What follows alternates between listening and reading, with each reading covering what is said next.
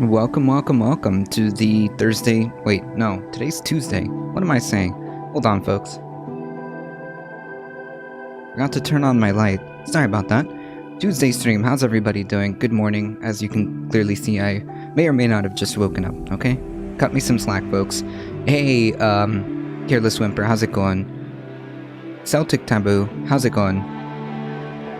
Spread it forward. Hey, both start with a T, so it's practically the same. True, and that's what I'm gonna stand by.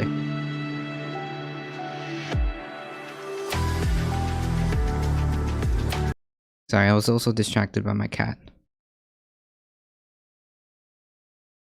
was trying to get my my kitty cat my kitty cat cam on, but I forgot that this is a new system, so I may have to play with it some more.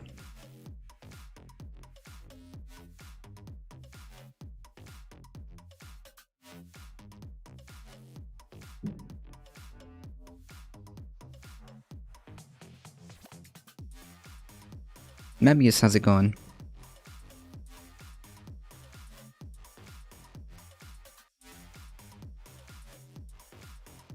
Buff Cameron, how's it going? Thank you for the offline follow. I appreciate that, by the way. I see you. I see you. Thank you.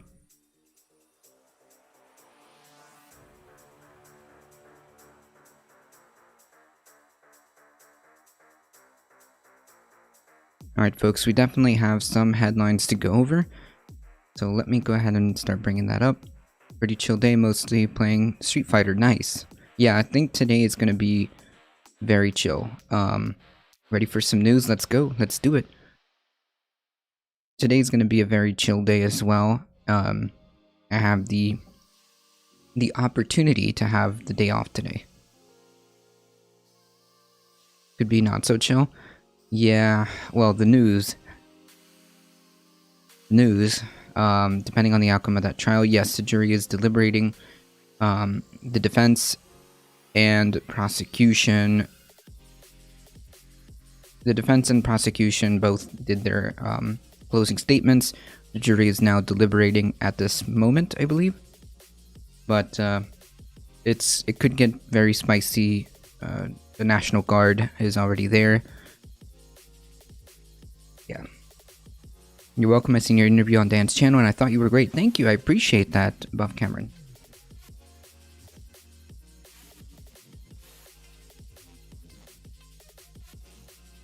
Alright, folks. We've got some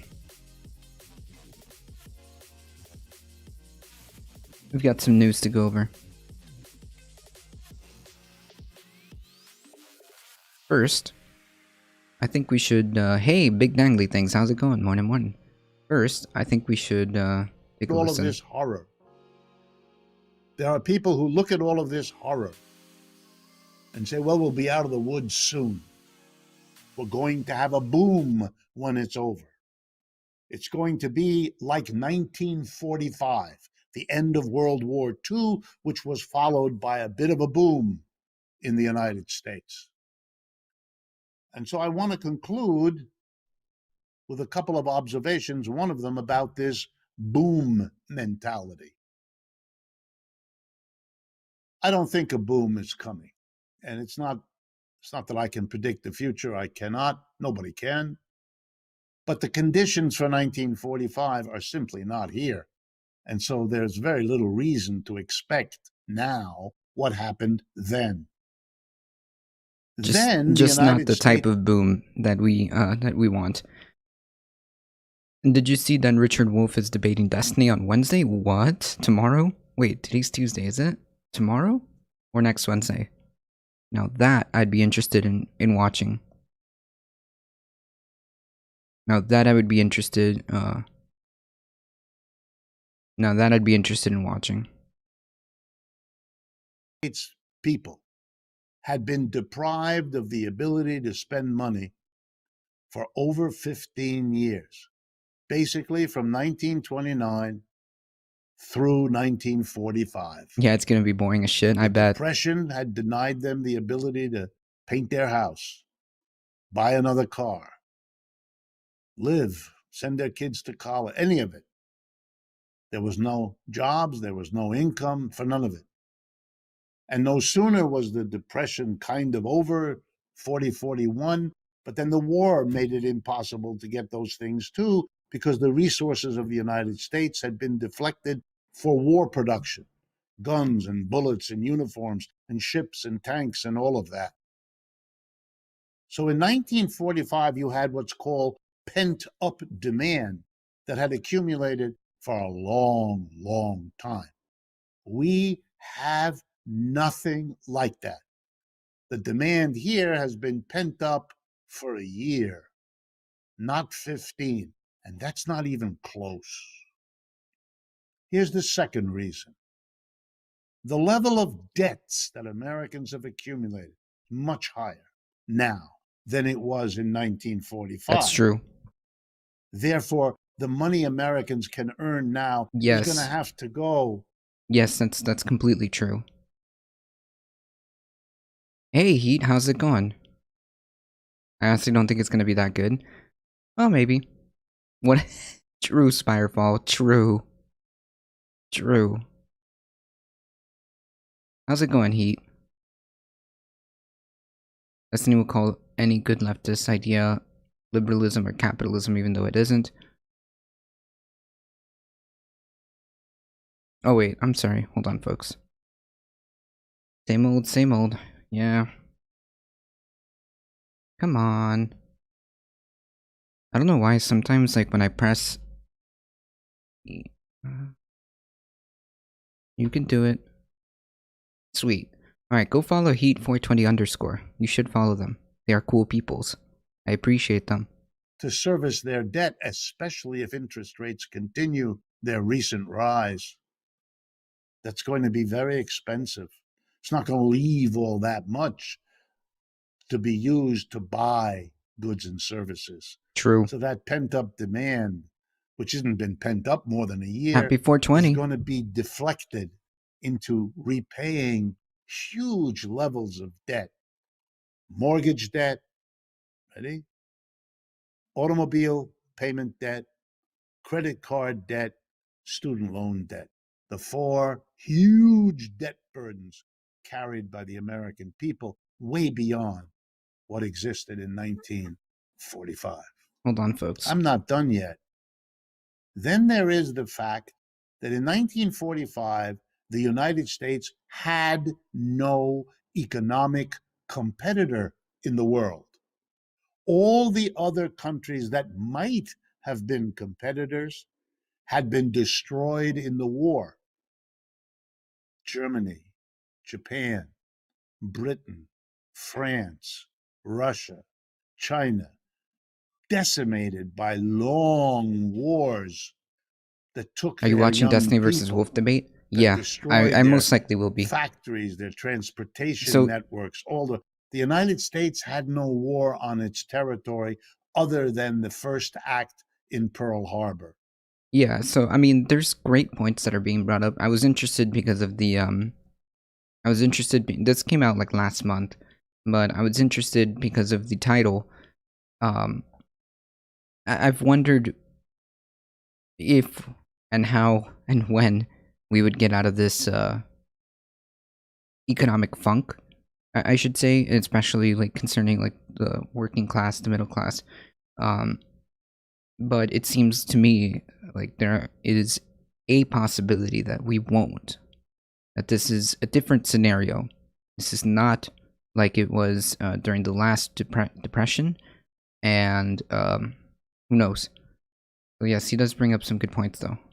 It fought elsewhere, not here. So when the war ended, the United States was in an absolutely unique position in the world. Destiny versus Wolf. It isn't in that position now. Even if the American people did have a significant pent-up demand, and I don't think it will be there, but even if it were, Who do you think will win? I don't know. Is going to go out of the country buying goods and services produced elsewhere, generating jobs elsewhere, providing income to those doing those jobs elsewhere, and nowhere more than in the People's Republic of China. which is now a major provider of American goods Not and only services. that, Spirefall brought up a good brought up a good point earlier. Services and a major, powerful competitor globally. I would We I didn't would I have would I would say anything to go and comparable touch grass, but like to I'm that allergic to grass, so I can't really do back in that. I'll get 1945. all itchy. So you put all these things together, and the talk about a boom when this pandemic is behind us is just that. Lots of talk by people who are claiming some historical parallel that is not there. Okay, all right, hold on. Okay, so I get his point. His point being that we should be careful about minding the trying to associate the economic problems with the depression back then and try to compare it to what's happening now. This is a completely different scenario. There are different variables involved with this new economic crisis. So we must be mindful and not draw parallels that aren't there. That's true. Alio dropping in hot with 16 biddies. Thank you so much. How's it going? Morning. I watched Destiny pre-Twitch era. Has been not so good to watch. Post 2018. Gotcha.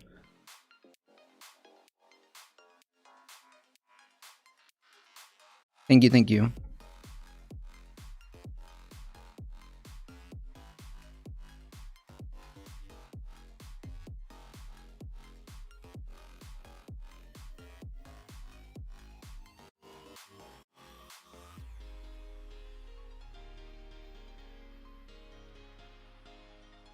Alright, so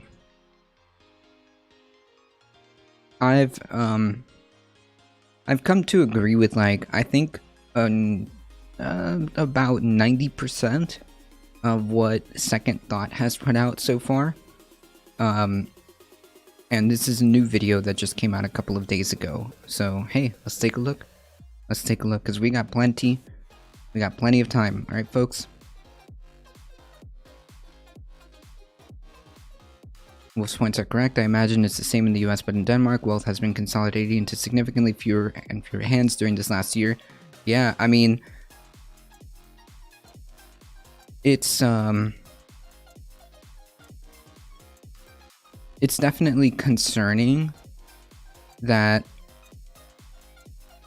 there are different scenarios and different outcomes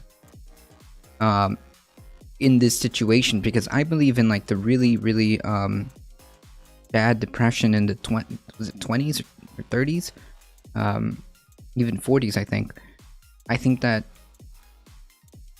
a lot it wasn't like this, right? You didn't have the amount of wealth that is being consolidated. So I think it's I mean, like I said, Richard Wolf brings up good points. $12 a year might be time for me to drop some coins. Yeah, curiosity stream. Let's go. Hey, thank you so much for the biddies. I appreciate that, Buff Cameron. Thank you. Thanks for the shout out, of course. Yeah, Wolf is a pretty smart guy.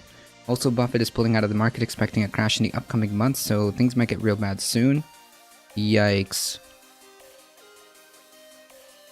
If Warren Buffett is pulling out of the stock market, then I think that is one of the many canaries in the coal mine, okay?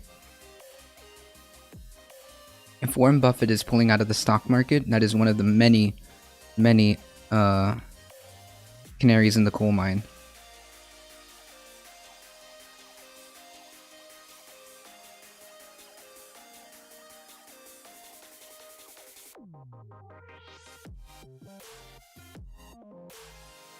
That's right. 1929, arguably the start of WW2, the Great Depression. Yes, there we go.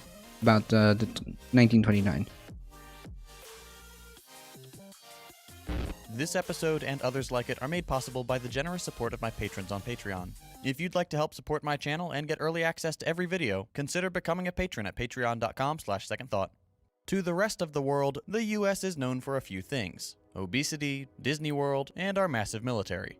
To many countries, the population's only experience with Americans is through violent occupation and imperialism. We operate no fewer than 1,000 military bases, 600 of them overseas, ready to threaten whatever part of the world we see fit. The US spends more money on the military than the next 10 nations combined, and the country has been engaged in conflict in 93% of all the years since its founding.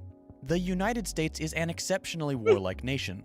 Those in power try to cast our military actions as defensive, even going so far as to rename the Department of War to the Department of Defense. Money for tea The leaves. truth of the matter All right, is that money war for is tea one leaves. of our biggest industries. We sell weapons to Respect- some of the most respect the oppressive hustle. regimes in the world, including ourselves. We rely on foreign intervention to bolster the economy, plundering resources, leveling cities so we can send in teams of contractors to rebuild them, launching ridiculous propaganda campaigns to condition the US population for another Cold War to maintain our economic stranglehold on the entire planet. The rest of the world, with very few exceptions, despises our military. A growing number of Americans realize that our military action is not defensive, but oppressive. Surely there are better ways to spend the ridiculous sums of money we dump into never-ending war. Well, that's In this true. episode, we'll take a look at the US military budget and determine what programs we could fund with just a sliver of that funding.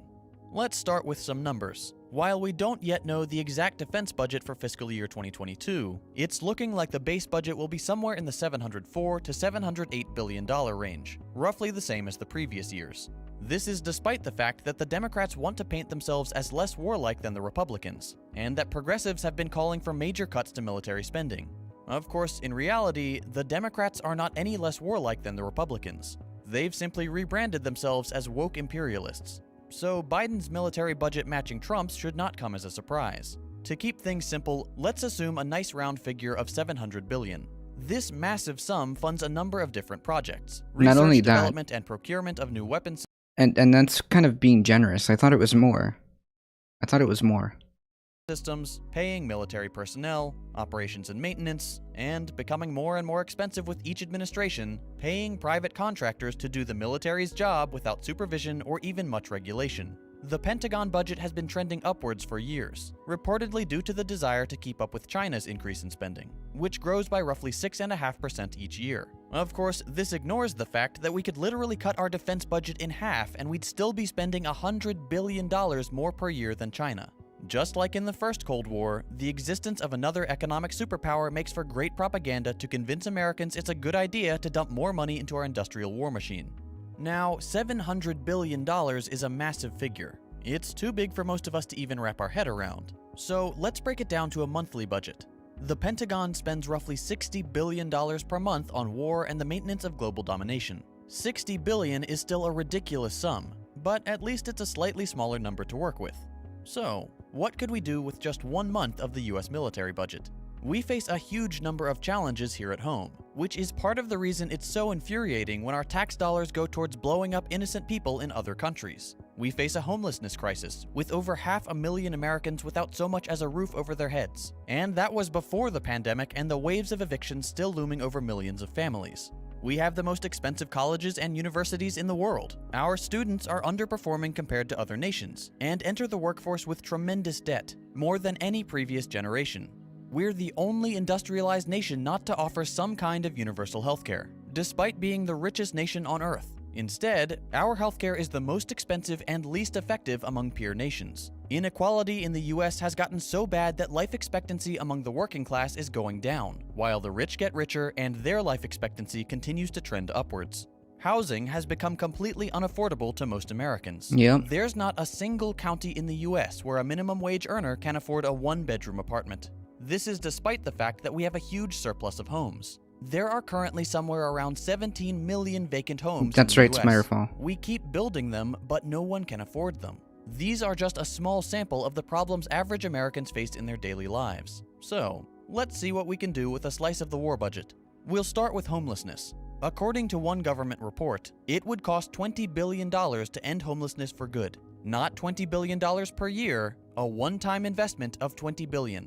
We could end homelessness permanently for 1/3 of 1 month of the US military budget. That sounds like a bargain to me. Why keep indefinitely spending small sums of money that just paper over the problem when we could bite the bullet, drop one last lump sum of money, and completely eradicate the homelessness crisis? The fact that we have so many people without the basic necessity of shelter is a national embarrassment and is in direct contrast with the myth that the US is the greatest nation on earth. True. I mean, like,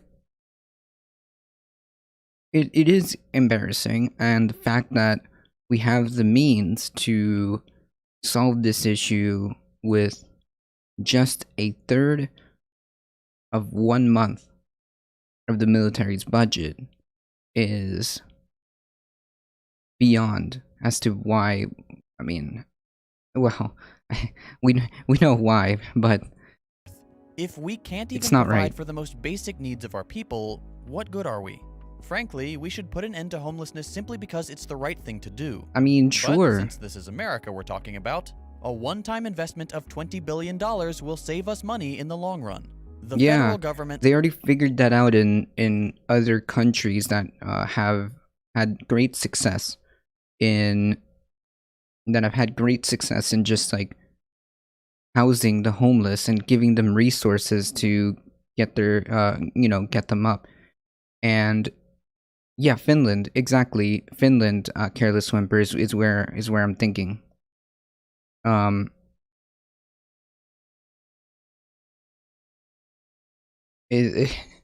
nice meme. You enjoy yourself.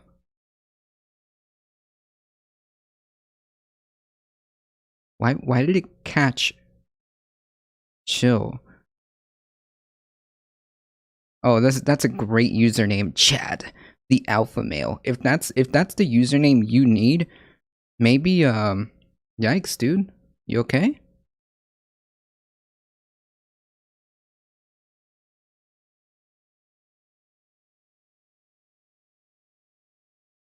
You okay? spends just shy of $3 billion per year on funding programs that address homelessness. So what I was saying is Finland decided to end or try to end homelessness by giving people food, housing, education, and healthcare, because they already have that. And it's like, wow, it turns out it's highly successful. Are the trolls out this early this morning? Yeah, I guess they have nothing better to do. A little quick math should tell you that a one-time investment would pay for itself in just 7 years. That's just good business. Oh yeah, so and also a point to that Finland project that they did. It actually ended up saving a bunch of money. Okay? It ended up saving a bunch of money.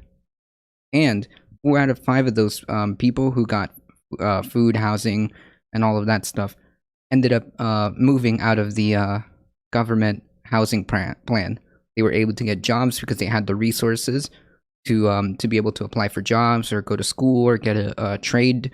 They had everything that they needed to get a leg up, and 4 out of 5 of them did. Business sense. There is absolutely no reason we couldn't end homelessness this year. It would just require a shifting of our priorities, away from violence and oppression abroad towards decency and compassion at home. Let's take another challenge: universal healthcare. It's not Isn't it cool that smaller countries can have a bunch of social programs because they don't need a military? What? Are you okay? Because the USA will always protect them? What? Really neat, eh? Are you okay? First of all, we could do that. You know that, right? We could slice 1/3 of a month of the military budget and end homelessness. He's not wrong. Stop pretending like his point isn't valid. Are you two together? Are you his partner? Are you two together? Yeah, you're a couple. Oh, yeah, that makes sense. That makes sense. Yeah, sure. Yeah, exactly, Darknet. The US is the only country in the world with the military confirmed.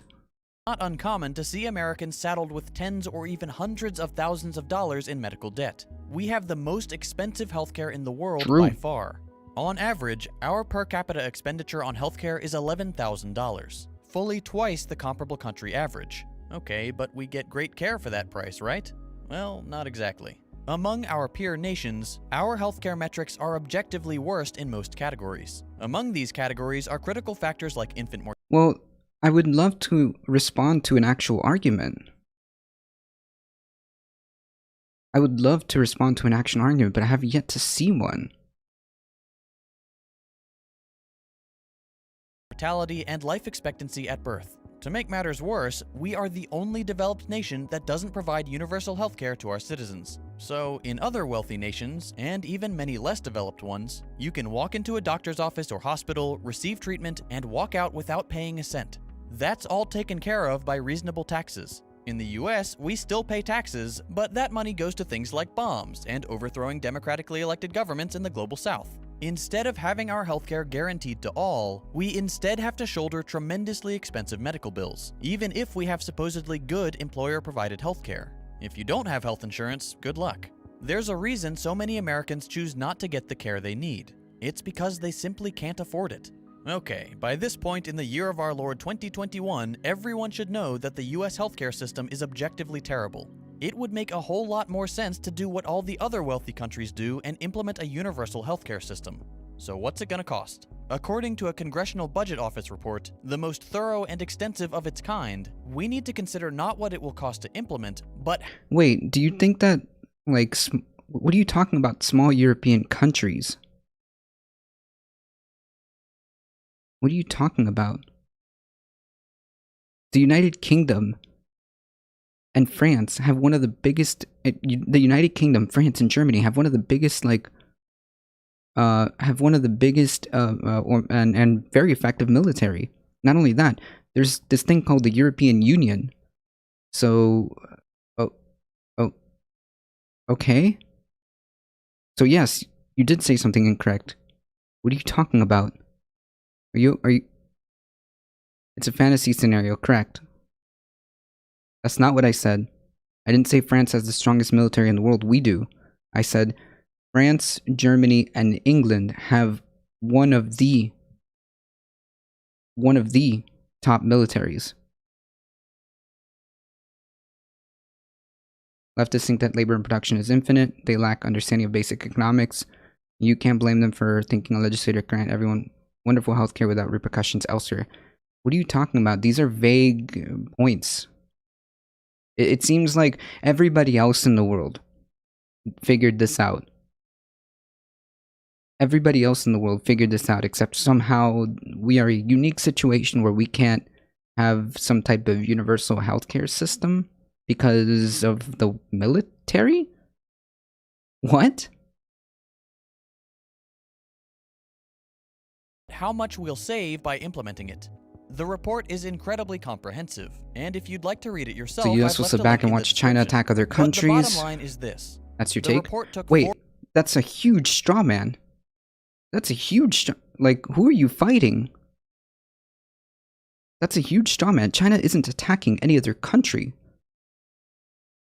The issue with China is, yeah, sure, they're like expanding in the sea, South China Sea or whatever, but they're not really attacking any country per se.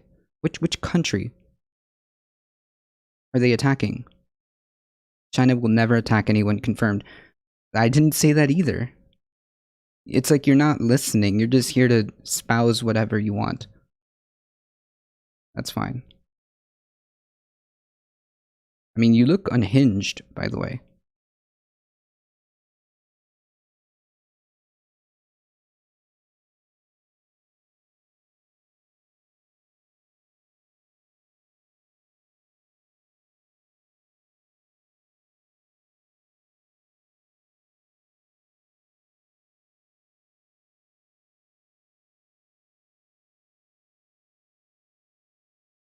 Nobody cares about your profile pic.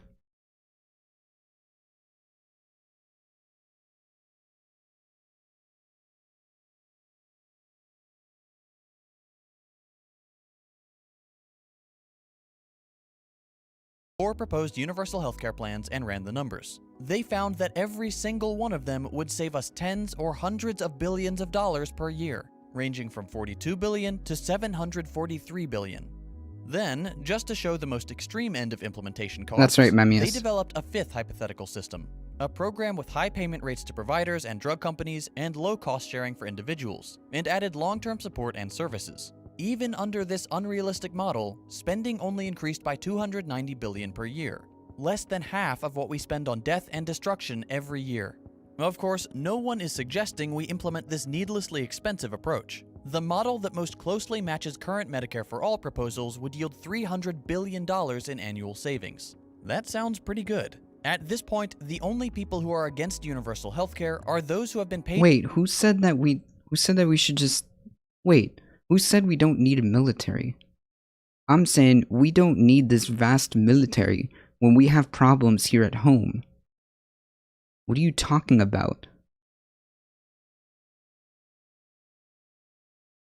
And furthermore, there's a huge difference between China influencing other nations, for example, like what they're doing with Hong Kong, as opposed to attacking other nations. What? You said specifically that China is attacking other countries. That's not what's happening. Okay? Why are you forcing me into a position where I'm like where I'm actually trying to like get the facts right? Blowing up people is far more important than helping them. True. Yeah, today let's take 1%. That's a slippery slope fallacy. That's a slippery slope fallacy. Like, you're not making sense in any way, shape, or form. He's shamaning you hard and you're falling for it? True. Yeah, he's just saying things that he's literally saying things that I'm not saying. To spout private insurance propaganda, and those who have taken their bait. Universal healthcare has strong bipartisan support. There are zero benefits to private health insurance. The wait time argument is objectively false. We wait just as long for treatment as many countries with universal healthcare. Plus, we pay obscene amounts of money to do it. But just for the sake of this thought experiment, let's say we did adopt the unreasonably expensive model, the one that adds $290 billion to the annual cost of healthcare. If we take that number, plus the $20 billion for ending homelessness, we still haven't even reached 50% of what the Pentagon spends on war every single year. And we've solved two of the biggest challenges facing the American people. Now, all of this sounds great, but the politicians aren't just going to concede to common sense. They're invested, often quite literally, in the never-ending growth of the military. Part of the problem is the continued privatization of all aspects of modern life under capitalism. We now have fewer active military personnel than private contractors in the Middle East. We are addicted to outsourcing labor to the private sector. Yeah, often that's a with problem disastrous too. Consequences. One of those That's a problem consequences too. is that the Department of Defense will face years of litigation and hundreds of millions of dollars in settlements if they attempt to pull American operatives out of Afghanistan. Why? Because the US had signed an agreement to fully withdraw from Afghanistan by May 1st of 2021. Oh yeah. Hey, But guys, the alpha male can't afford a free app and is too fucking scared. Lamau. there are still thousands of active contractors in that country with contracts that don't expire until well after the withdrawal deadline. If the US pulls them out before their contracts expire, the Pentagon would face tremendous backlash from these private Beta. groups. The Pentagon put themselves in this situation. Many of those contracts were signed after the withdrawal deadline was established. Of course, that's only one minor symptom, but it's indicative of the larger disease. We've allowed capitalism so much free rein that the federal government itself, along with the most powerful military in the world, is completely beholden to the private sector. Free market evangelists call for more military funding, which is then siphoned off into the bank accounts of private contractors, who then hold the government hostage for more funding, and on in a vicious cycle, enriching private interests and fueling the cancerous growth of the military-industrial complex. This year's defense budget will be over $700 billion. After all the little extra expenses and pet projects are tacked on, that number will be closer to $750 billion. According to the media and government officials, our largest supposed threats are China and Russia. I know you're scared, it's Again, okay. if we cut our military budget in half, we would still spend $100 billion more than China. We'd spend $300 billion more than Russia. At what point do we say enough is enough? Let's spend that money fixing problems at home, True. not making more problems abroad. Martin Luther King Jr. once said that the United States is the greatest exporter of violence in the world. That statement has never been more true. Every year it becomes clearer that the US military is not a force for good or for freedom, but a force for chaos and oppression of people you and I will never meet. People who are just like us, and who do not deserve to be brutalized by a country who fancies itself the world's police force. We need to divest from the military and invest in critical projects right here at home. Healthcare, ending homelessness and poverty, providing free education to our students, and making this country the nation it claims to be. I mentioned at the beginning of this True. video that this type of True. I think that there are definitely good arguments for cutting the military budget. I don't think that we need $760 billion in the military, but in the military budget, when we still have homelessness, when we still have we don't have a healthcare system. Okay, we don't really have a healthcare system. I mean, we have so many problems here at home. We're dealing with a huge financial situation. We need to we need to focus on how to improve ourselves here, instead of using that money overseas unnecessarily. It's wasteful. It's wasteful.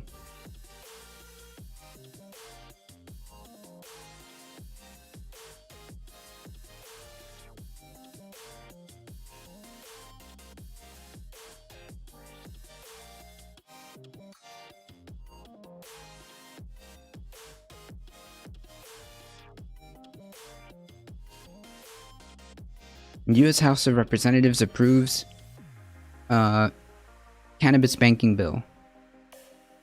The U.S. House of Representatives on Monday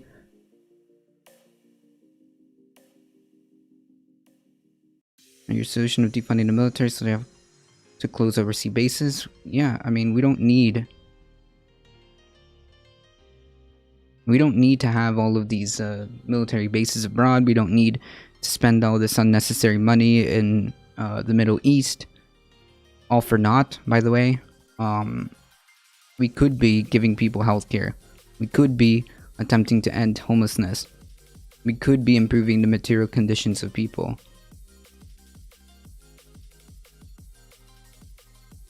The U.S. House of Representatives on Monday passed legislation that would allow banks to provide services to cannabis companies in states where it is legal, a step towards removing what analysts say it's a barrier to development of a national industry.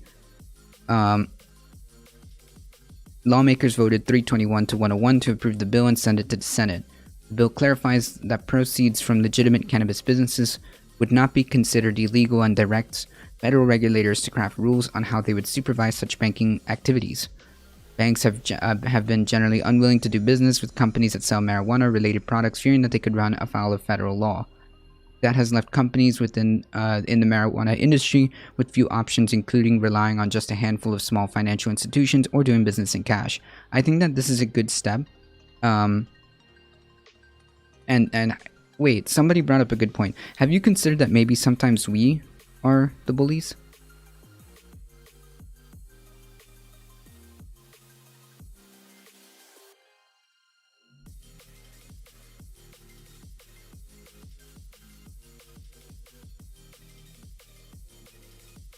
So yeah, I don't know what the...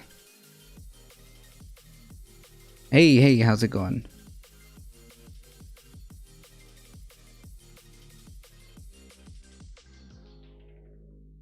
I'm hanging in there. Anyways, the American Bankers Association has lobbied aggressively for the Safe Banking Act bill. So this is good. This is good in the sense that it will legitimize cannabis businesses. But I feel like I feel like this is also an opportunity. The only reason I think that the banks are pushing for this is because they want that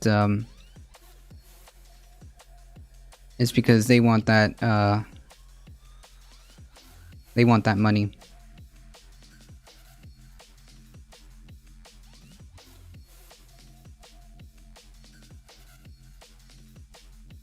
They want that money and business. Which, I mean, hey, if it pushes us closer to decriminalization and legalization, maybe that's a good step in the right direction. I mean, the bill should be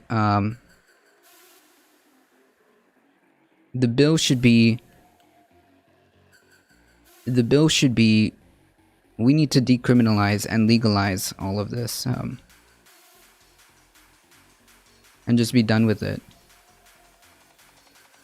Where's that section over here? Here we are. 36 states have legalized medical cannabis, while 17 now allow adult use, which I imagine means recreational.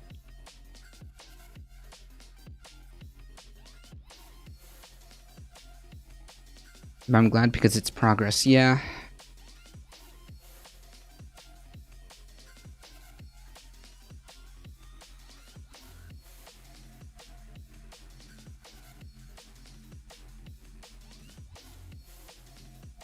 It's funny that it hits the business, but cannabis ETF, exchange... exchange trade funds are legal. For instance, ticker sign TOKE. There are many more who are allowed by Securities Exchange, and investors are getting in on it. Okay.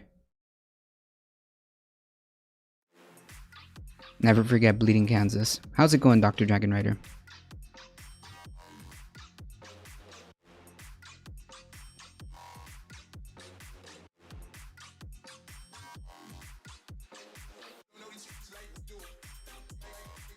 Alright, folks. At this point,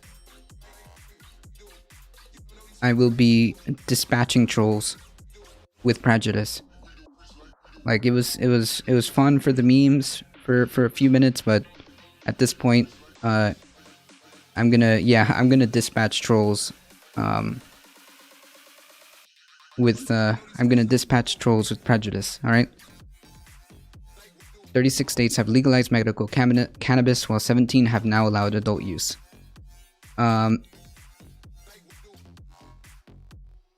It's if the majority of states have already had like medical legalization, how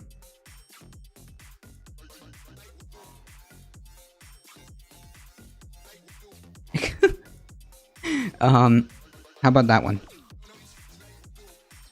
If the majority of states have already legalized for medical use, why not decriminalize? Why not have a federal decriminalization bill? All right. Yeah, cannabis should have been legal for 10 years ago. Yeah. True. Senate Majority Leader Chuck Schumer, in an early April interview with Politico, said he would try to advance legislation legalizing marijuana for use for adults. Asked about the Safe Banking Act, said he would like to see a bill move forward as part of a more comprehensive measure, even if Joe Biden was not supportive. Yeah, if Joe Biden vetoes this, that's going to be really, really, really frustrating, among many things. Because part of making this legal, part of decriminalizing this, is making a huge dent on the drug war. I mean, if you legalize,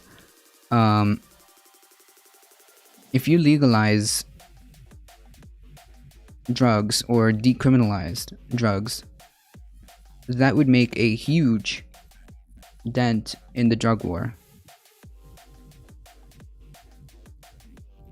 I mean, yeah, that would be a huge step forward, but I really wouldn't hold my breath. I'd be nice if Joe legalized weed. Yeah, it would be, but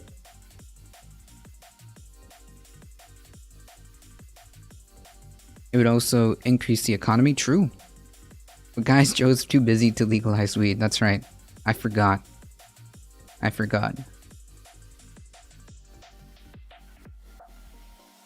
Bernie was gonna do it day one, but we all know how that turned out. True. I mean, well, I don't know. I mean, could you imagine if he tried to do like an executive order? They would probably try to stop that too, just because it was him.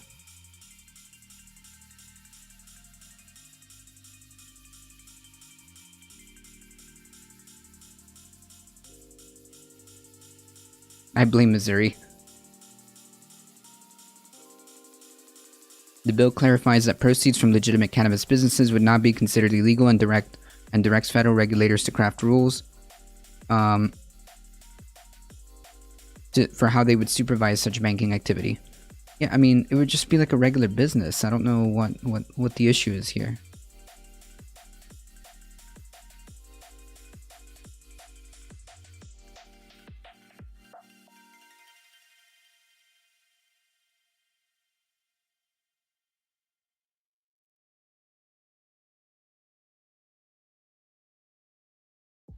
Jesus.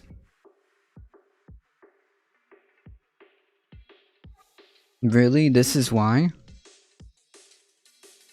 This is why?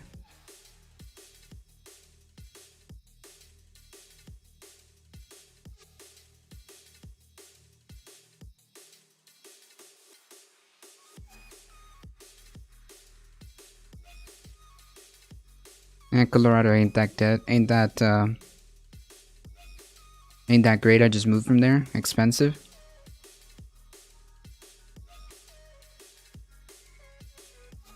At least it exists unlike Delaware. I mean, if we're gonna be memeing on states, I live in Florida, so I'm just gonna sit this one out.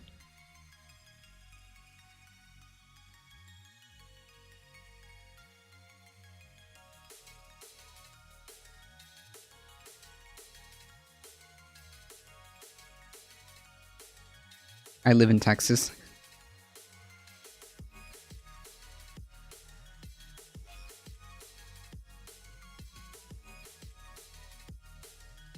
I'm not American? Okay.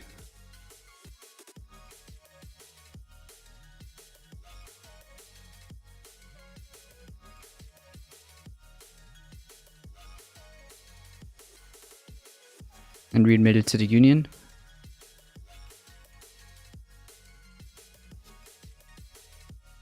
I don't know how that would work though.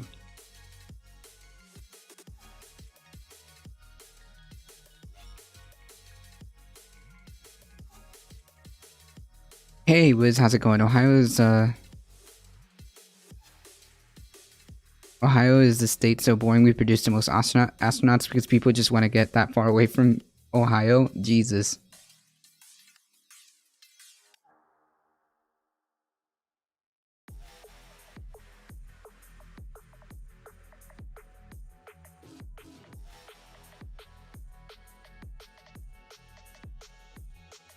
So I think this is like a good idea. It may encourage more cannabis businesses, and it will also make it easier for them to do business. I think that this is a good step in the right direction, and I do ultimately want all of this to be decriminalized and legalized. So that is the TLDR of this article. I think it's a good step in the right direction.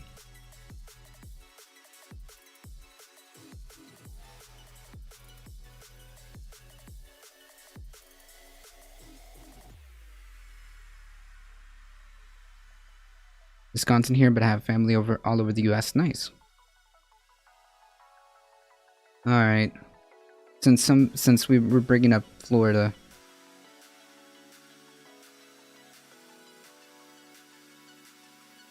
Florida sheriff tells people moving to the state not to vote the stupid way you did up north. What does that mean? Polk County Sheriff Grady Judd warned new Florida residents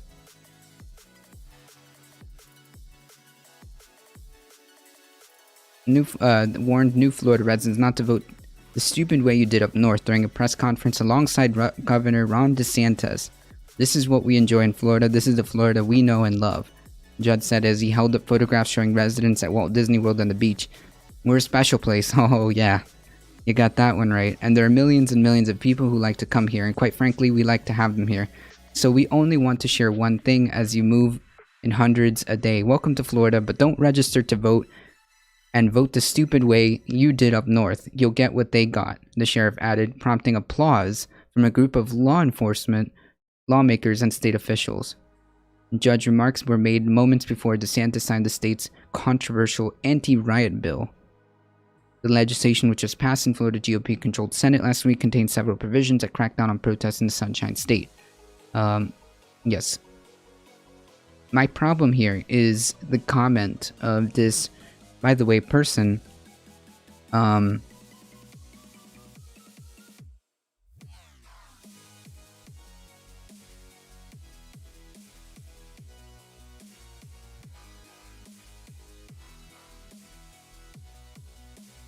Alright guys, come on. You can't just be like telling people that, alright? Chill out, people.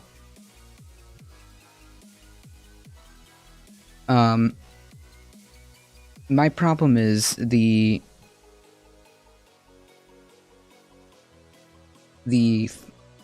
veiled pseudo threat here.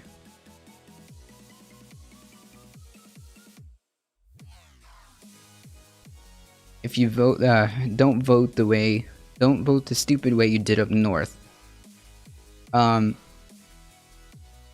Newsflash. I will vote however the fuck I want to vote. Okay?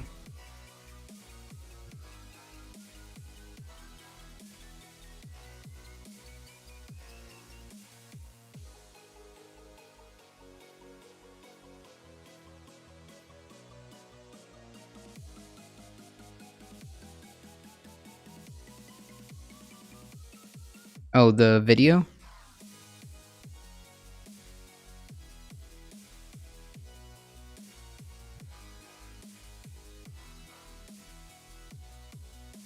I missed it, which is probably for the best. Seriously though, the video under the headline is wild to me. No, I didn't see it. I wasn't focused on the video.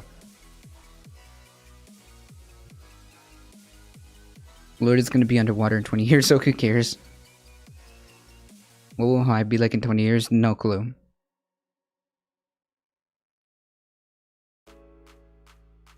Yeah, so I will vote however I want. In fact, now, I'm just gonna make sure I just vote. I'm just gonna... you know what? I don't live in Polk County, but just to spite this motherfucker, I'm gonna vote blue the entire time.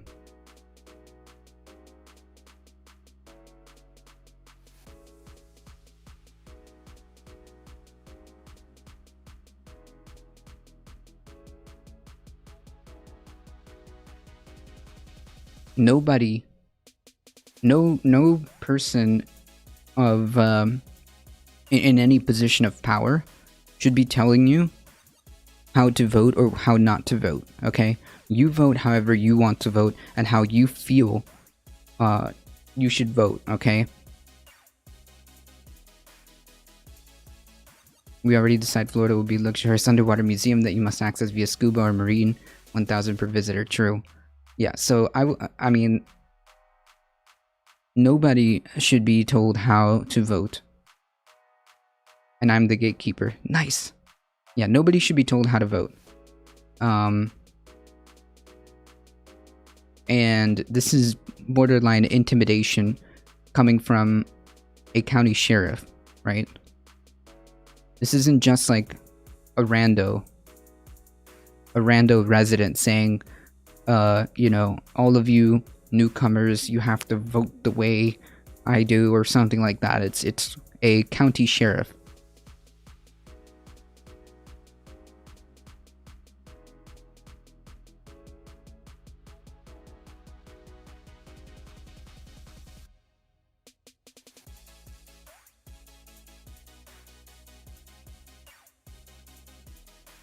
Cops and businesses folk can shut the fuck up. They de facto have different interests than you. True. We need Florida man stories to brighten up our day. Except, of course, people who don't know how to vote. What does that mean? What does that mean? we already have resources to point people in the right direction if they need to get a voter registration, if they need to get a ballot. There's already instructions. Hey Jesse, how's it going? And he's not saying if you don't know how to vote. He's saying, quote, not to vote the stupid way you did up north.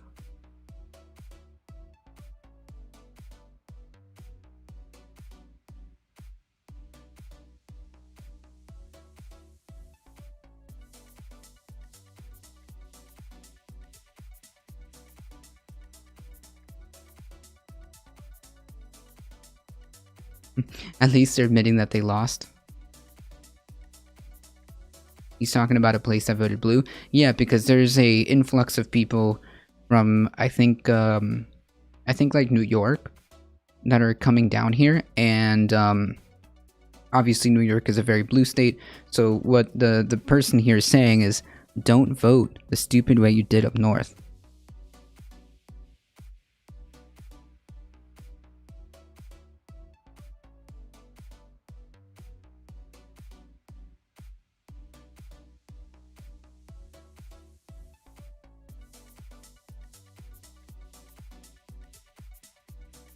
You're not making any sound. You're not making any sense.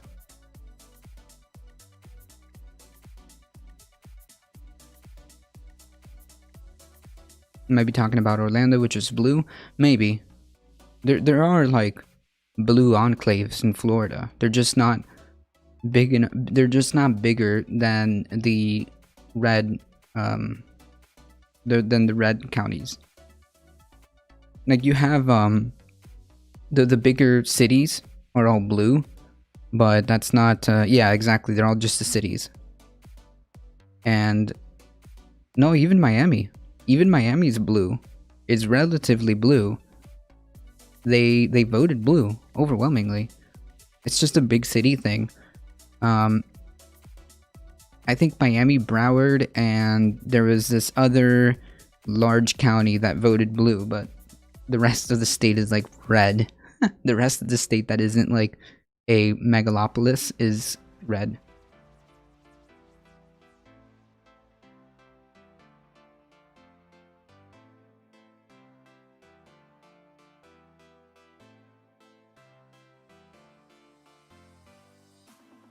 Correct.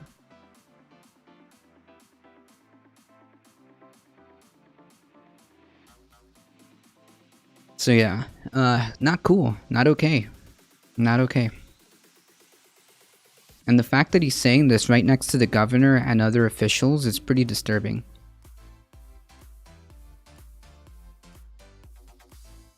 Yeah, Florida as a whole is pretty ruby red.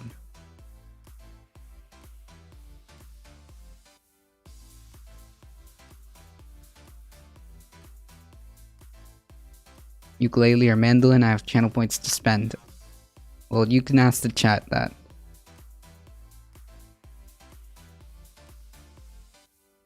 I thought Florida was a swing state.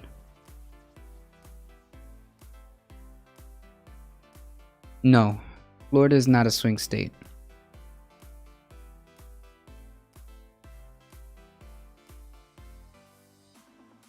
Oof.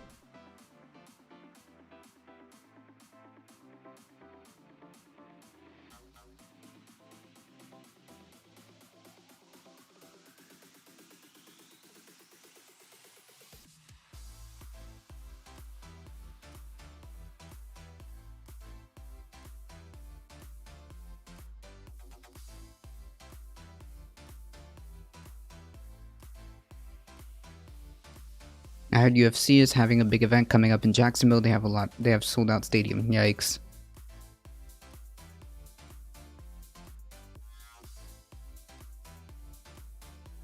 It's a bowl of tomato soup with a few blueberries. True. There you go. That's a good way of putting it. Yeah. RIP Miami. True. Oh my god.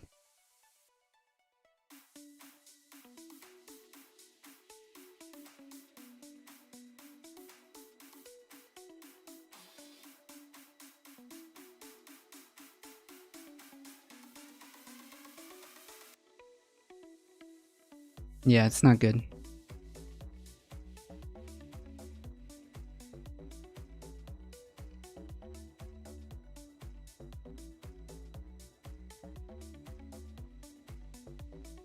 OAN. You must send a message on mobile with the request now? Wait, what?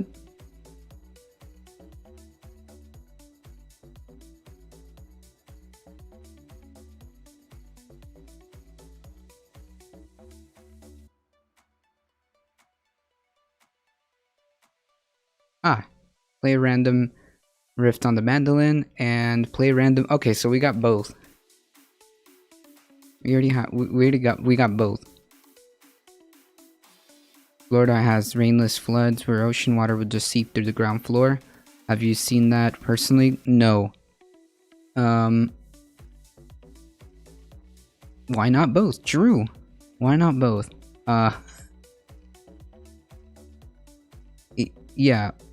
I have not seen that personally. I have, I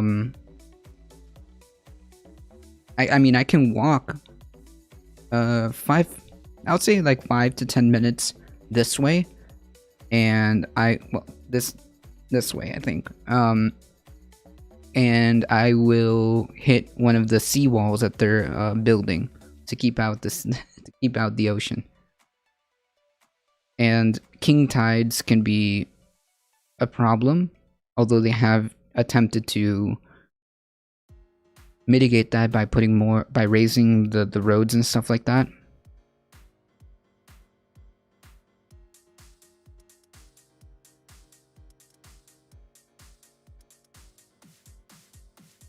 We're already technically underwater, we just don't know it yet.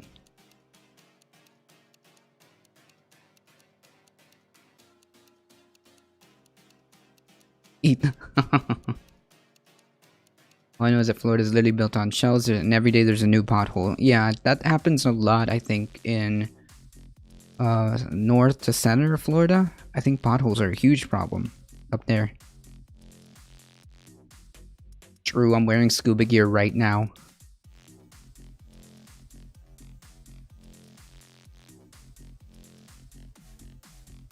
Build a condom around Florida to protect it from the sea. Yeah, so it turns out that the game that I was playing last weekend, Subnautica, was actually a real-life adaptation of current Florida right now.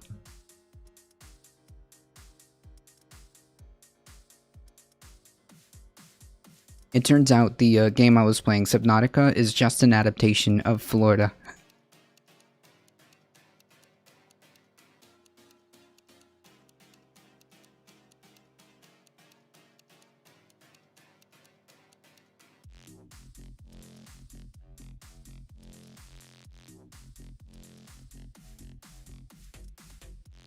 And we thought that maybe instead of protecting Florida from the sea, we need to protect the sea from Florida. True!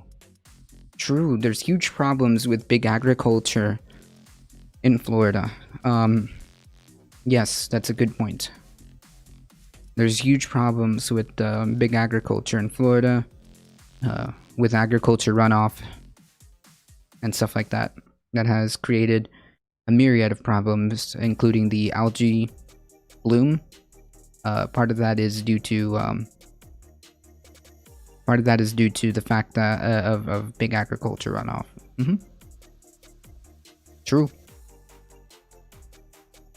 Why do we live in Florida? It's literally collapsing in a billion ways all the time. Because I don't know. That's a good question.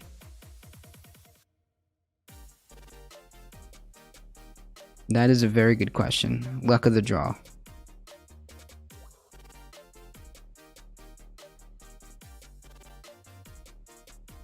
I bet. I wouldn't be surprised, but I wouldn't be surprised, spread it forward.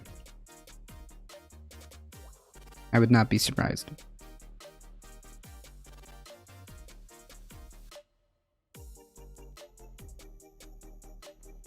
Alright, folks. I'm gonna take a second to Florida's one massive swampy sinkhole that is taking centuries to sink. Well, I don't know about centuries, but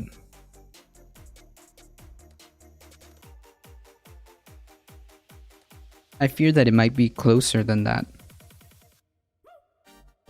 I'm gonna take a quick second to show for myself and to bring out the mandolin and ukulele because we need both. We need both for this operation. It's been sinking since the 1800s. Oh, okay, I think that's what you meant. Okay, that makes sense. I'm gonna take a quick second to go grab the mandolin and the ukulele and take a second to show for myself. Folks, if you enjoyed the content, please make sure you hit that follow button. And please make sure you head over to the YouTubes, and hit that subscribe button, like the stream, do all that awesome stuff. And of course, your support is what makes the show go. You have a myriad of ways. If you wish to support the channel, there are subs, biddies, donos, merch, all of that awesome stuff. I really appreciate all of your support. You guys are what makes this go. And I will be right back. Oh, if you have Amazon Prime, it's free. Well, at least this is our tip that's coastal. Yeah, well, Louisiana and the Gulf Coast is like a soup bowl, is it not? I'll be right back, folks.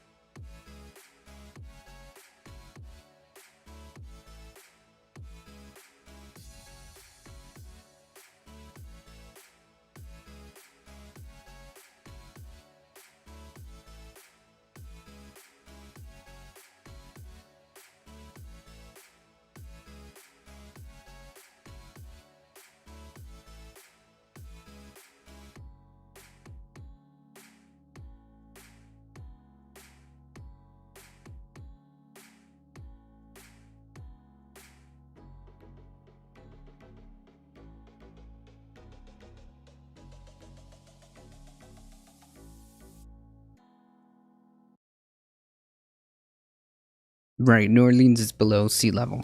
Alright, let's see if we can make this happen.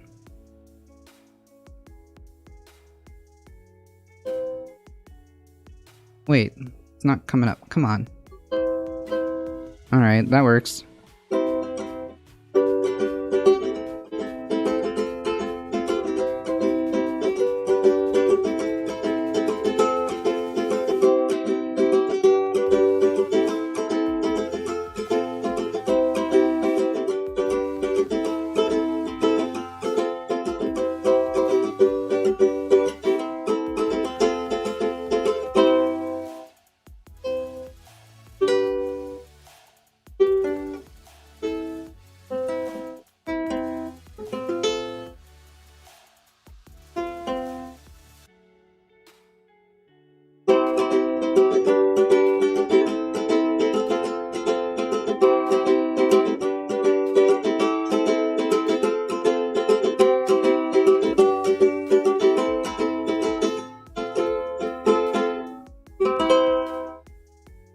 Somewhere. No, I need to learn how to play that song.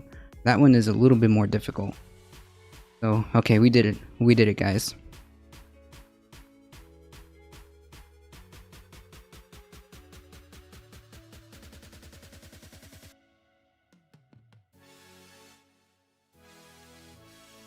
The mandolin is a little bit more difficult because I actually, gonna have to wing that one. I don't know too much about the mandolin, but we'll make it work.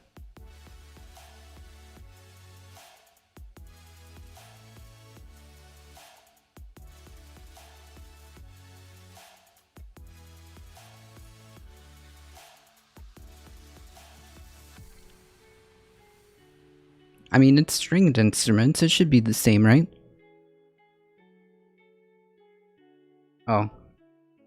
Yay. I left a pick right here.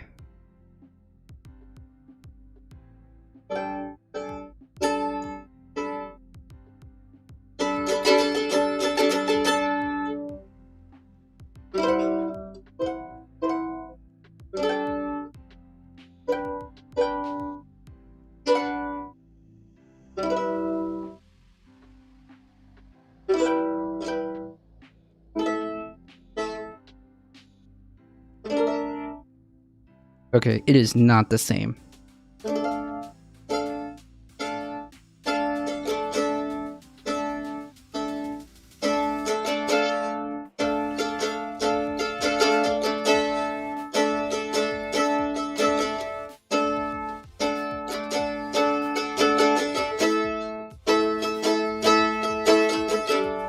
Huh. Okay. Now we have something.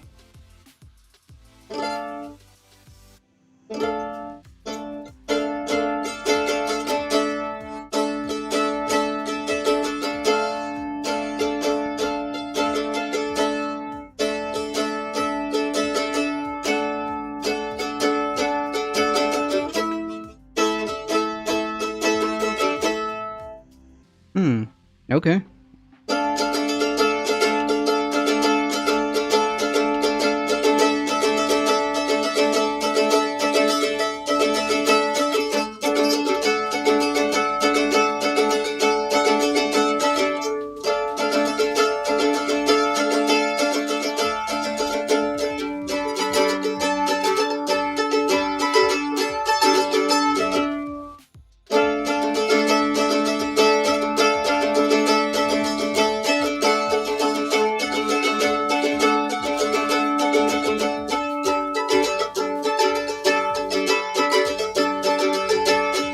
Okay, maybe that could work. Ukulele? Yeah. That did sound a little black metal-ish. Yeah, this is probably some type of minor chord. Or diminished chord, somewhere in there.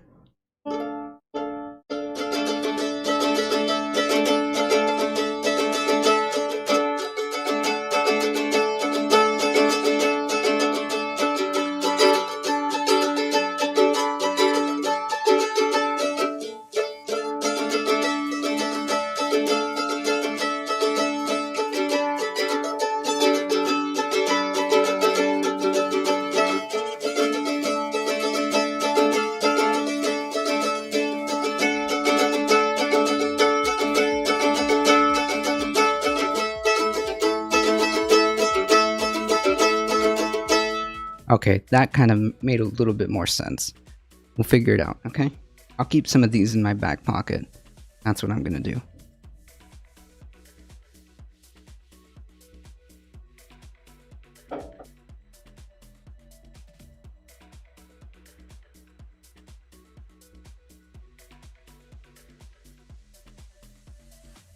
I need to get my drum kit set up. Nice. Yeah, so I tried to cheat by using the same patterns of the ukulele, but they aren't the same notes. So no, it didn't work out the way I thought it did. I had to figure it out on the fly. Okay, so fun fact, I actually don't know music in terms of like music theory or notes or anything like that. But I do know how to play the guitar. I know how to play the bass. I know how to play basic chords on a keyboard. So I kind of like, I have the sounds in my head. So I know what sounds go together, but I just don't know what those sounds are. Mandolin is like a guitar. I mean, it's similar. I just got the Guitar Grimoire exercise book, highly recommended. I used to play guitar, I should get back into it. Yeah, I highly recommend it. It's pretty fun. It's pretty fun. I can play the guitar, but I'm not a guitarist. Exactly. That's a huge difference, right? See, I can play the mandolin. I can make chords. I can make chords, and I can figure out shapes based on previous string instruments. But that does not mean I can. That does not mean I know that I am a mandolinist. I guess. Let's start a band. Let's do it. I need to record. I need to record a song. Which I will post. Mandolinier. There you go. Alright, folks. We've got a few headlines to go through.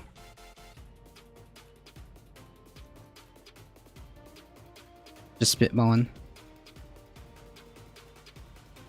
Yeah, I'm super excited. I like music. Music is fun. Mandolinier.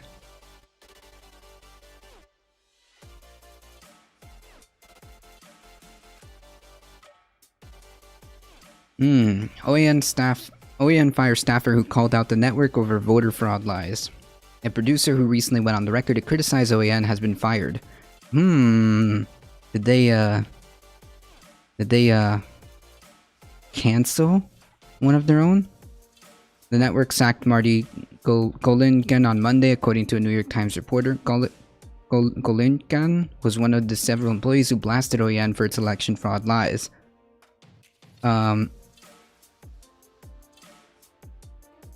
Let's all stream ourselves playing and singing and syncing our instruments to match the delay. That is a monumental effort. I think it's probably best done through a Discord kind of call. I think it may be able to happen, but that would be I mean, is it possible? Maybe. One America News Network fired a producer who recently went on the record to criticize the cable channel's handling of the 2020 election, according to Rachel Abrams of New York Times reporter, who published a story about the network over the weekend. Marty Golingan, who had been a producer with OAN since 2016, told Abrams that it would be a badge of honor should he end up getting fired for speaking out in the story. This comes on the heels of around a dozen OAN staffers leaving the network in recent months after its handling of the January 6th insurrection of the Capitol. I've given up my journalistic integrity already, and to be fired, that would make me feel good. Golingan told Abrams for her story on OAN's role in promoting Trump falsehoods. I would wear it like a badge of honor. OAN did not return insiders' request for comment on Golingan's departure, which he confirmed on his Twitter account on Monday. What? So OAN is silencing a dissenting opinion and canceled them because they tried to have a dissenting opinion?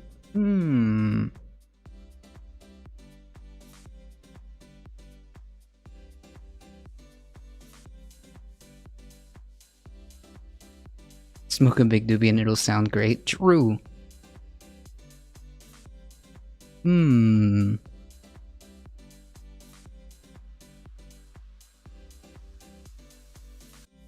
That's right, Heat.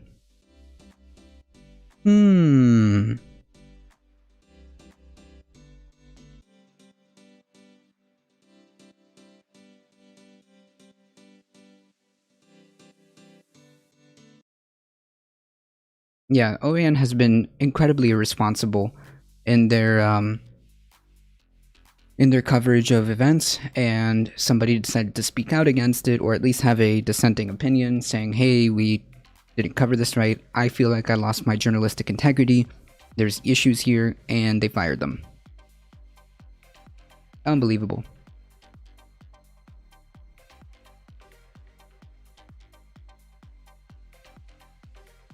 That's right, folks. Parler.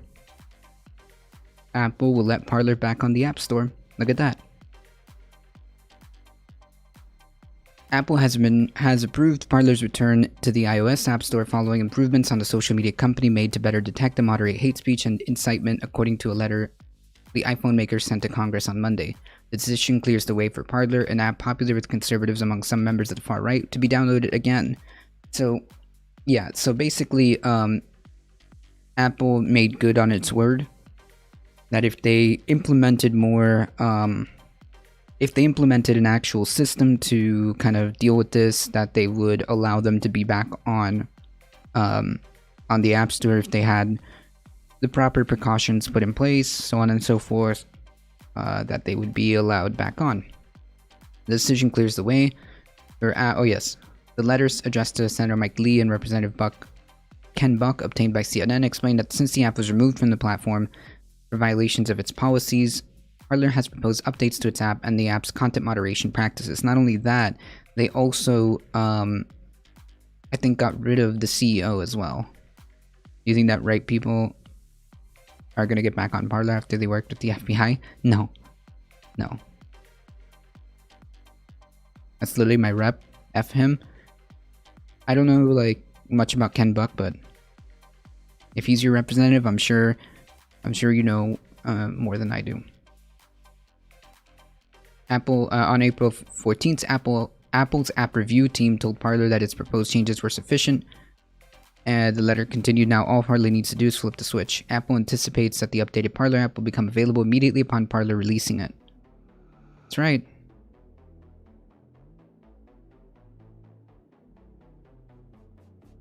Parler has and always will be a free speech and open forum where users could engage in free exchange of ideas in the full spirit of the First Amendment of the United States Constitution, said Parler interim CEO Mark Meckler. We have worked to put in place systems that will better detect unlawful speech and that it will allow users to filter content undesirable to them while maintaining our strict prohibition against content moderation based on viewpoint. Okay.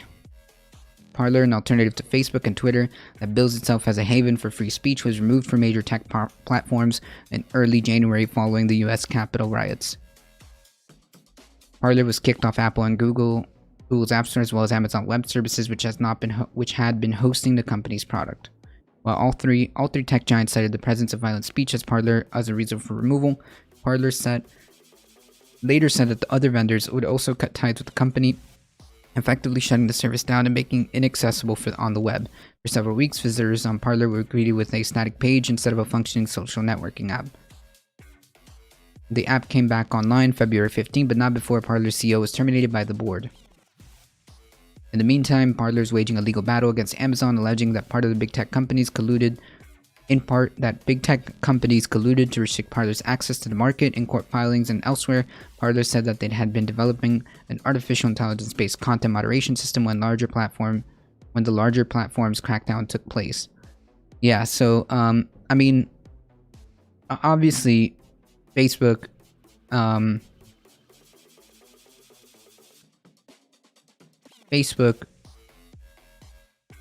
and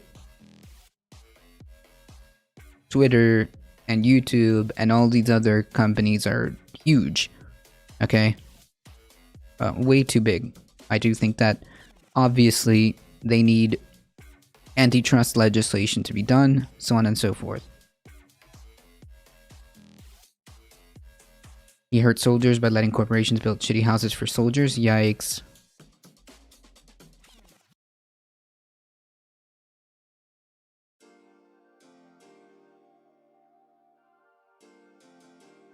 That compilation photo looks terrible, by the way. Which one? Oh my goodness. I always get the weirdest ads.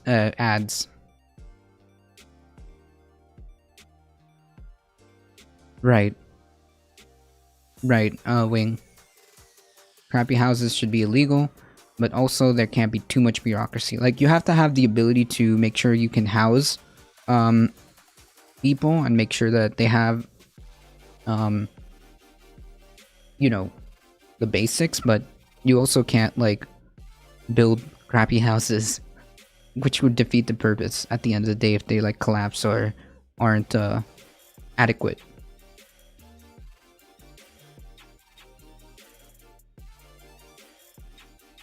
The tech companies have rejected Parler's accusations of anti-competitive behavior.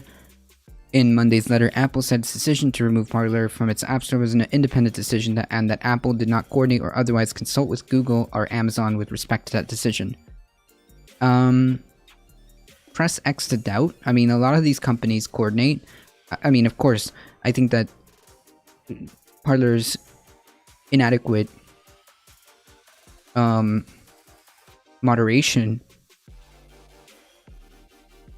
was the premise and is a perfectly acceptable premise to yeet them off your app store. I'm not gonna argue against that, but I'm also not gonna say like these guys. I don't know.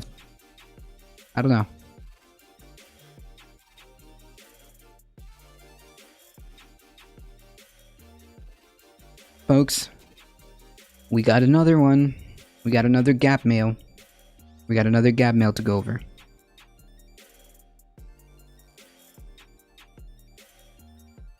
The reason I chose it is because it's pertinent to it's pertinent to the situation. Gab is mega yikes. Like Gab I think is objectively worse than Parler, I think.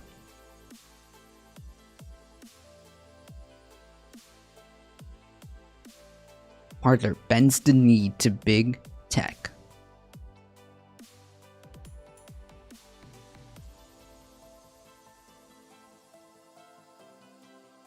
Today, Apple announced that they would be allowing establishment oligarch-owned Parler back. What?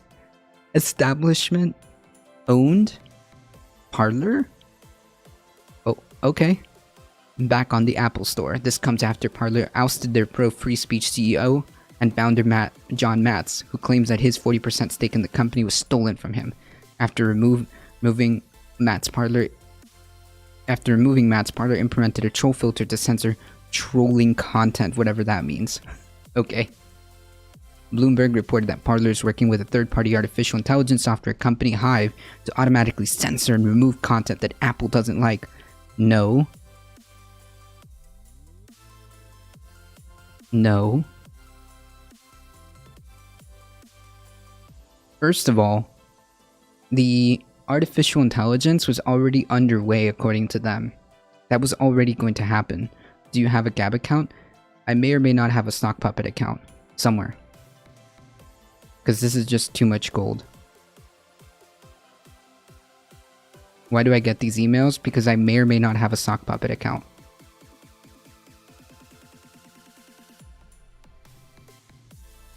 Shortly after this news, conservative firebrand Dan Bongino announced on his show that he is no longer involved in the day-to-day Parler, which left the company at the whims of billionaire oligarch Rebecca Mercer.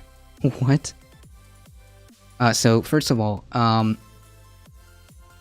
the artificial intelligence software is not at the behest, because it's going to remove content that Apple literally dictates to Parler and tells them you can't do this, okay? It was already underway before that.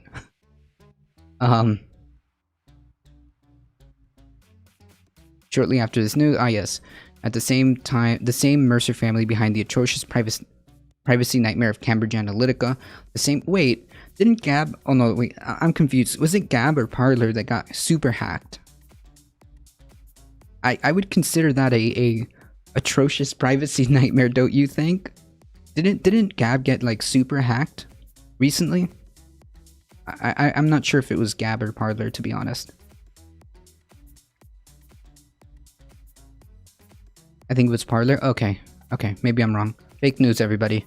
Don't listen to me.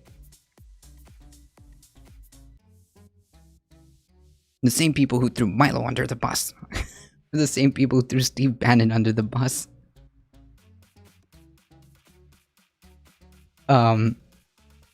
They did that to themselves. The same people who threw Parler founder and former CEO John Matz under the bus. The same people who threw President Trump under the bus. Okay.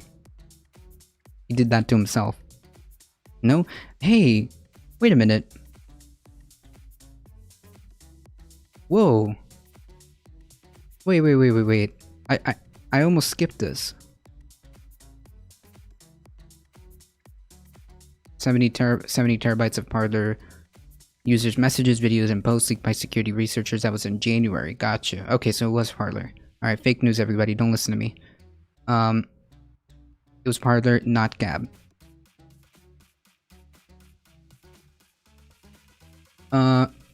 Damn. I think that we're missing a very key aspect of this. Hold on.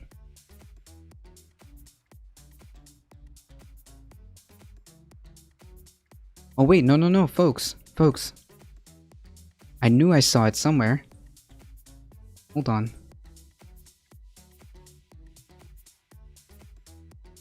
Yeah, I knew I saw it somewhere.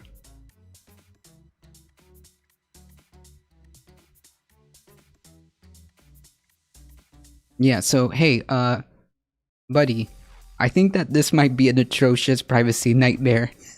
Too, my friend. That was 2 months, yeah? I think that may be a little bit of a privacy nightmare, alright?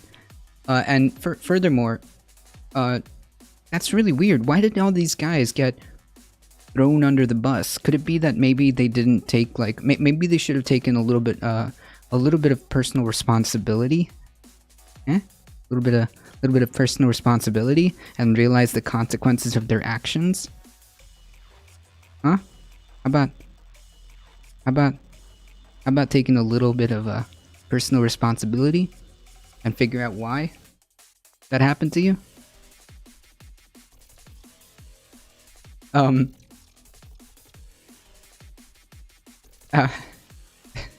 Conclusion, Gab and Parlor say no. Yeah, don't give your real information to them, okay? I mean, I would argue to try to limit, I would say, like, try to limit your information as well to, like, Facebook and stuff like that. I would apply that same standard to, like, Facebook. Like, try not to give as much, like, real information as possible, because there are obvious privacy concerns with Facebook, how they use your data, and of course, like, Gab and Parler are cesspools anyways. Apparently Mike Lindell doesn't want swearing allowed on the new free speech platform he's working on. Well. It's like they project and they say one thing, but then they turn around and do it. Do you guys see this constant, like, reoccurring pattern? It's like they say they want X, but in reality turn around and do the opposite. What is it, doublethink? Doublethink, is that what it is? So in essence, Parler is now a smaller version of Twitter for Fox News and pundits to echo each other into oblivion and for the Mercer family to gather data on you. I mean, yeah, just like you do. You gathered my data to send me these wonderful nuggets of content. To send me these wonderful nuggets of content, which I then forward to myself because I'm not going to give them my business email. I'm not going to give them my business email, but apparently Mike Lindell, oh yeah. Also no prawn there. Whoa. What happened to free speech? Whoa. My pillow? What happened?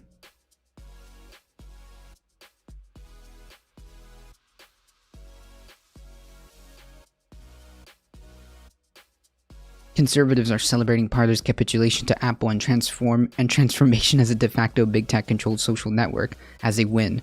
Big tech's arbitrary censorship standards are now being applied across Parler by the same artificial intelligence company that big tech platforms use, but you won't find any conservatives pundits bringing that up.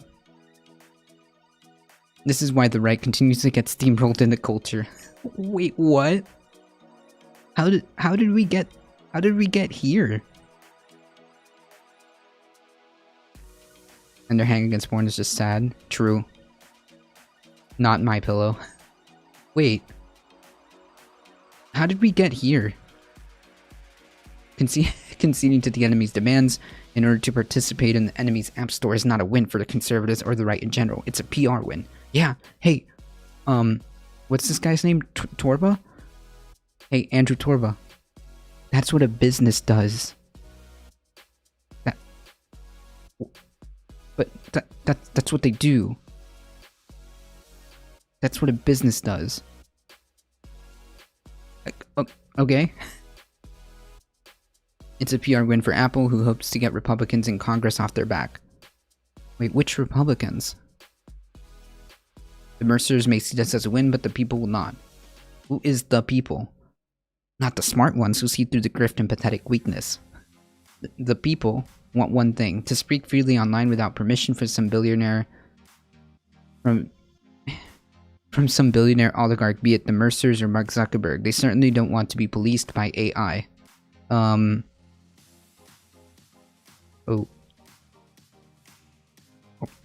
Okay. Parler had all the money in the world, all the influencers in the world. No. All the mainstream support from Fox News, members of Congress, and conservative ink machine. None of it mattered. Getting back on the App Store won't matter either. They're doing it as a business move, my friend. Okay?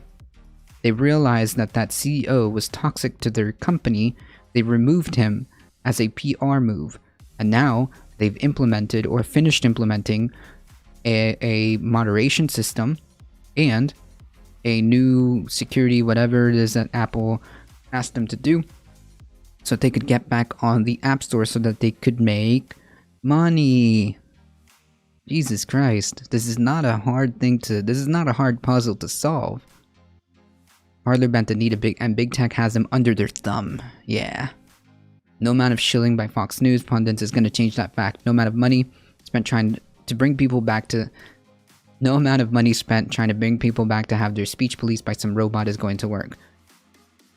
Gab stands alone in the market as the leader and home of free speech online. Not really. Not only was Gab's app banned from both app stores, but our entire developer account was banned from ever submitting apps to those stores ever again. So be it. We wear it as a badge of honor, and it should be a sign to those of you reading this that we are and always have been serious about our mission. Our mission is a simple one and remained unchanged for almost 5 years now. We want everybody on this planet to speak freely on the internet without permission from the establishment or oligarchs. Hey, hold on. Well, mission accomplished, guys. You did it. Here's me speaking freely without permission from establishment or oligarchs. Look at that. Look at me speaking freely. You guys did it. We refuse to bend the knee to Big Tech and never will. I think what we're watching is this man unraveling in real time. I think that what's happening is kind of like the same thing with my pillow guy. I think he's losing it because his business is not going the way he wants it to. He's been dropped by a bunch of app stores and oh my god, this is powered by WordPress. Lamau.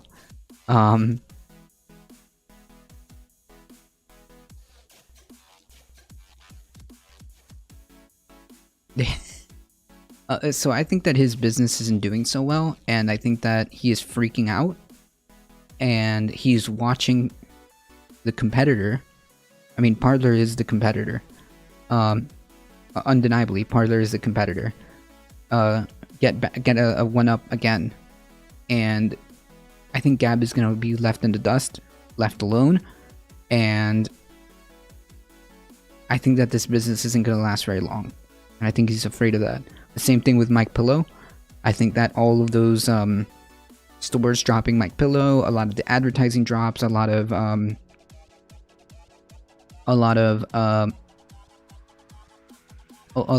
the brands that were selling Mike Pillow aren't, and he's been just getting the same thing. Mike Lindell has been getting more and more and more unhinged, and now he is facing a potential $1 billion lawsuit. I mean, he's on the verge of losing everything. So I think it's making Mike Lindell unhinged, and I think that this guy Torba is moving in the same direction. You got then Sprinkle, the cherry on top is that he's some type of religious fundamentalist, and you've got a recipe for disaster. Do they want free speech, or do they just want a way to BS without getting called on it? Right, exactly, Memmius. Is he funding it all by himself, or did he manage to lure some clueless investors? I have no idea. But the point being is, I don't think he's doing alright. I don't think Gab is doing alright. And I think he's freaking out. I think he's freaking out. Because in the email, in the original email, every single time at the bottom of the email, there is a, like, begging, pleading that they're under attack. They're constantly under attack by the mainstream media and the, and hackers and all this other stuff. So please subscribe to Gab Pro for a small price of X whatever. I forget what the membership is. Or buy our merch here at Gab whatever. Every single email has that footer. Every single email has that footer. And I don't know. I think this guy's losing it in real time. Mike Lindell's frank, the social network is failing so far. I mean, I don't know how a social media account, a social media website can survive without being able to attract like advertisers and being able to attract essentially normies. I mean, like, what ends up when you allow certain things to slide is, well, I mean, you've all seen screenshots of Gab, I'm sure. And like I said, I may or may not have a Sock Puppet account. There's so much like Nazi memes, Nazi accounts, and the like. And they all comment under this guy's post too, by the way. They comment under this guy's post too. So it's not like he doesn't know, right? It's not like he's not aware. Well, he's very aware, I'm sure.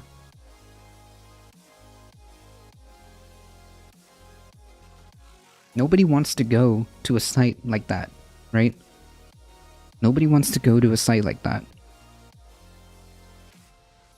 Therefore, your business is gonna shrink, and shrink.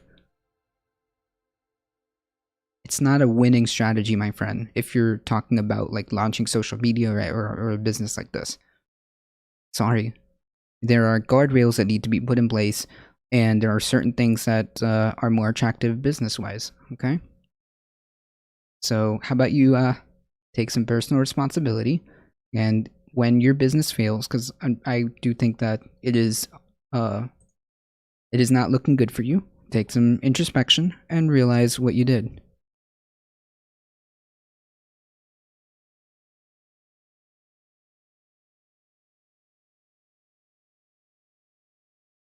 Okay. More disturbing news. Oath Keepers leader Jim Arroyo says militia is being trained by police. An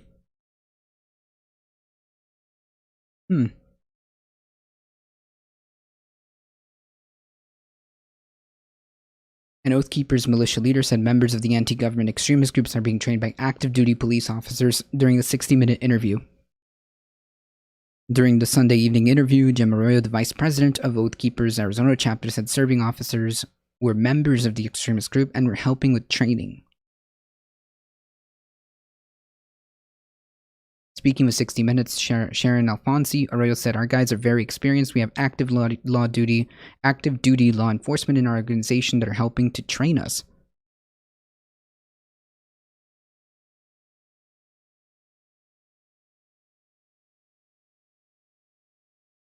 Yeah, folks.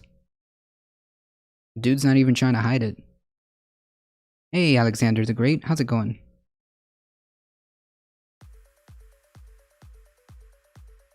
Dude's just straight up saying, hey, we get, not only are they our police in our organization, but they also train us too.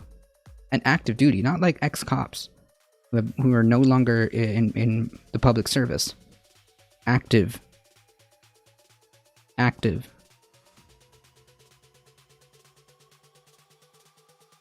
Pretty great yourself? I'm hanging in there.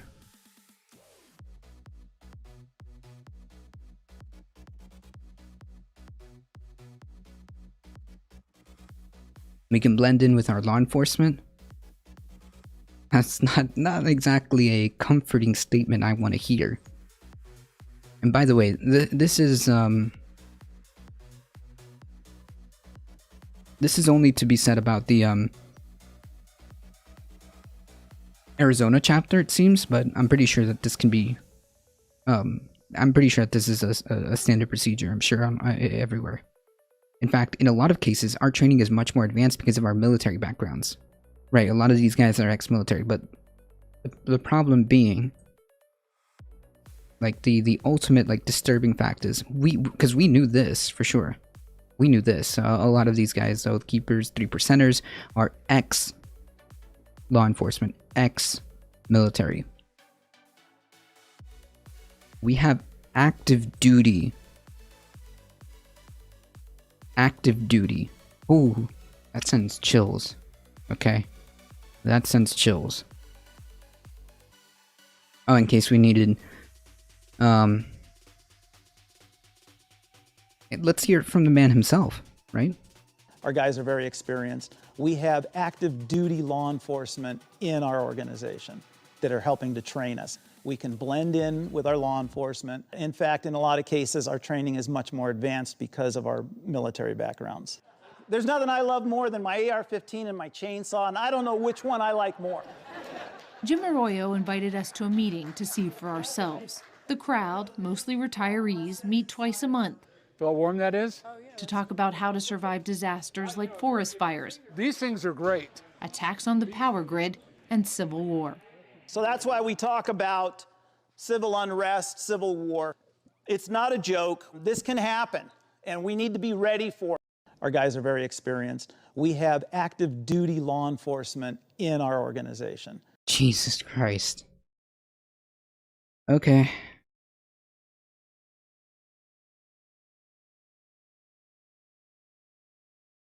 Unbelievable. I wonder what the department policies are for this. Is that okay? Is that cool? Is that acceptable? The CBS program also explored the origins of the militia and profiled member Stuart Rhodes, who founded the Oath Keepers in 2009.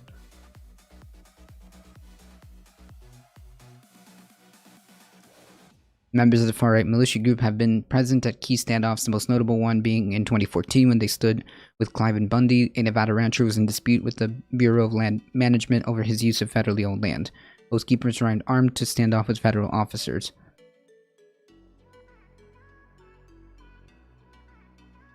Members of the militia were also present during the January 6th storming of the U.S. Capitol. John Schaefer, 53, from Central Indiana, who acknowledged he is a founding lifetime member of the Oath Keepers, in a plea deal agreed to cooperate with an investigation into the riots.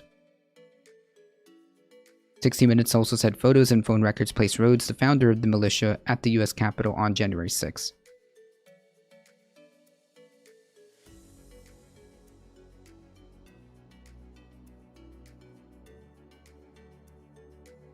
Yikes.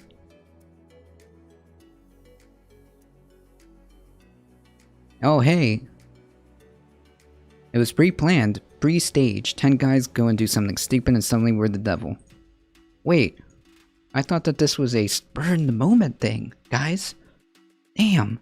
I thought that this was like some spur-of-the-moment thing. Wow.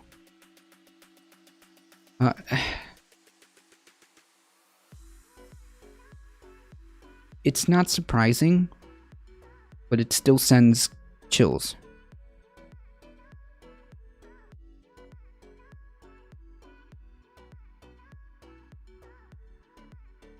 Former FBI counterterrorism official Javed Ali said the Oath Keepers' tactical training still presented a unique challenge to law enforcement. Buddy, Of course it presents a challenge, a unique challenge to law enforcement. They're being trained by them.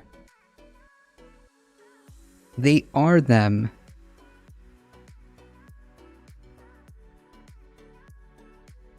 What? What do you mean presents a unique challenge? Yeah, no kidding. They are them. I think that what makes the Oath Keepers unique and challenging beyond that they're a formal group of chapters all over the country that a large percentage have tactical training and operational experience in either military or law enforcement. Yeah, I wonder why. Our guys are very experienced. We have active duty law enforcement in our organization.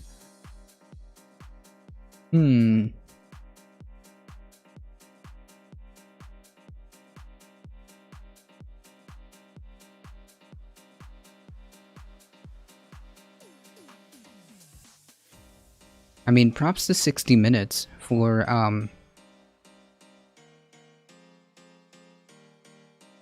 props to 60 Minutes for, like, putting this out there. To dispel any doubt, you know? Like, oh, it's just it's just the left going crazy or whatever. You know, everybody's overblowing the January 6th thing. Oh, there was nothing planned. It just kind of happened. People got excited. And yeah, there's a couple of them, like, this dude is literally telling you. That it was pre-planned and pre-staged. Right there. I mean, they had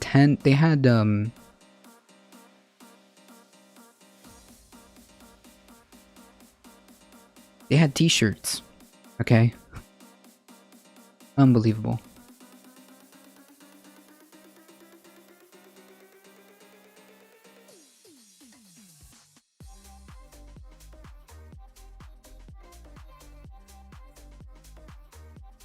Oh shoot, I just realized.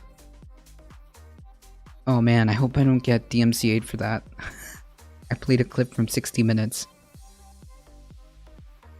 Oh man. RIP.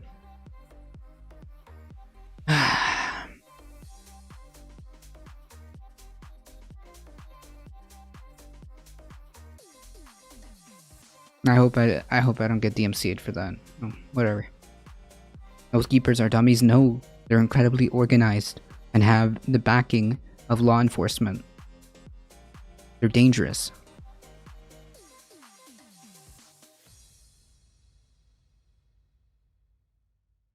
Yikes, toasted VOD. Yeah, probably.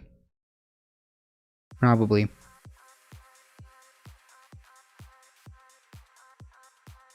Who's dangerous? The Oath Keepers.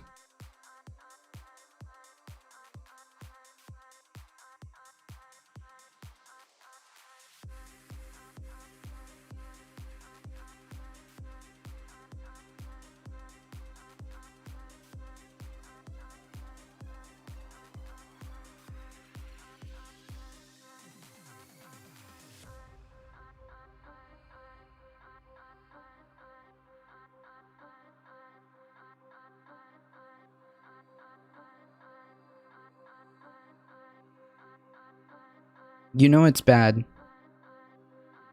when Fox News is reporting on this.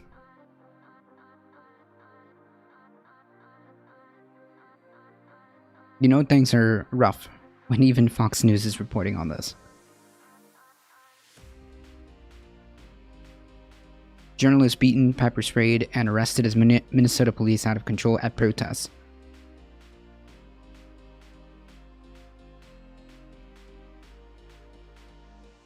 This article is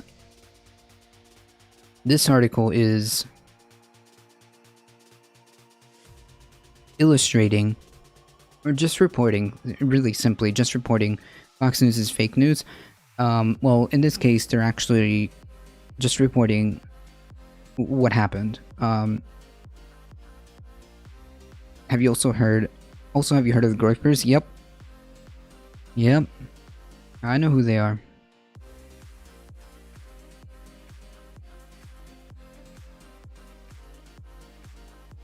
Are they still like prominent? Because that was like a 2019 kind of movement, right?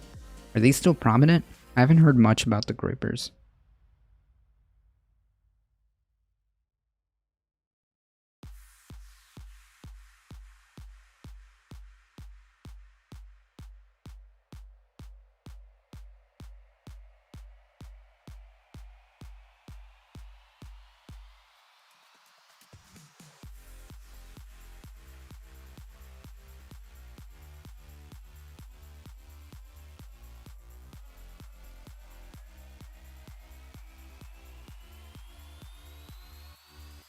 The Groyper movement sprinted between Nick Fuentes and Patrick Casey over fears of infiltration by federal informants and doxing by anti-fascists at the 2021 America First Political Action Conference.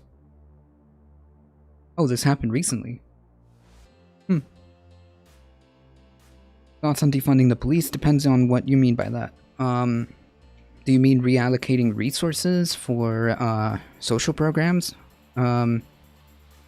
Do you mean like defunding military gear, like defunding their ability to get military gear, instead focus on like more useful stuff?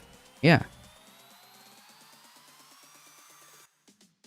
I don't think that the police needs to have like, it needs to look like an occupying force, right? Groupers are outright racist and fascist. They're led by Nick Fuentes. Yep.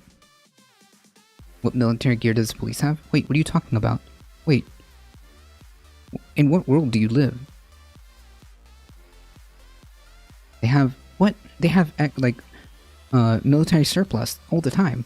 What are you talking about? What planet do you live on? Are you okay?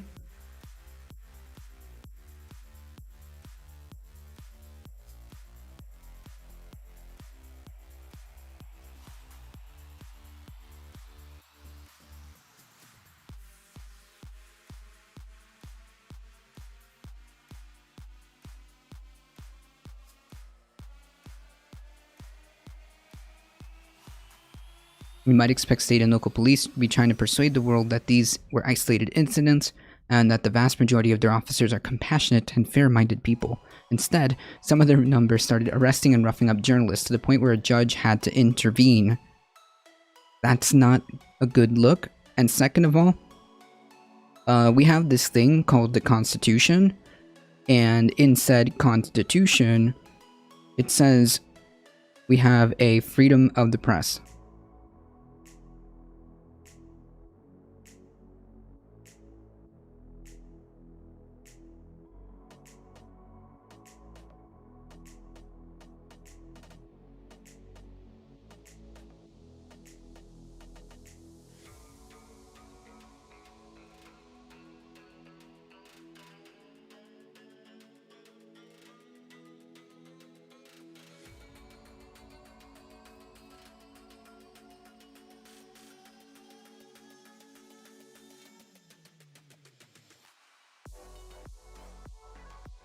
For one, they get military surplus MRAP vehicles, which they use as like a pseudo anti. As soon as they use it as a pseudo armor personnel carrier, they have they also have military surplus in terms of like intelligence gathering equipment, armored vehicles.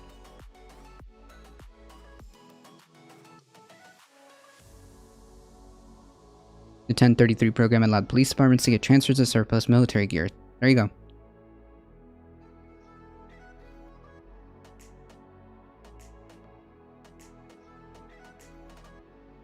Are Americans not sick of hearing about the Constitution? We have the Magna Carta here. No one cares. We live by laws and not old documents. Right, like our law, well, what I mean is, our law guarantees, the highest law of the land guarantees freedom of the press. Okay?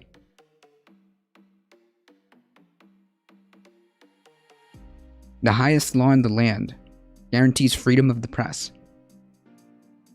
And you have these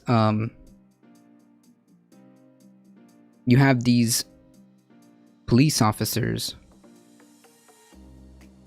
outright just assaulting journalists.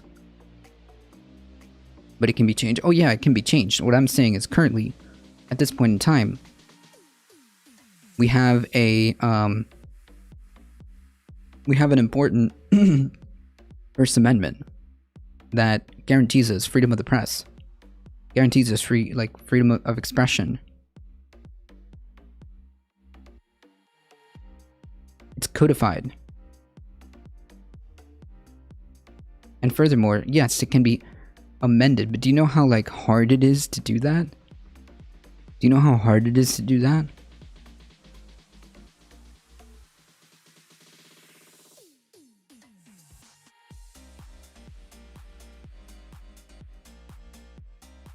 America's gotten really weird. You're the class left or right. True.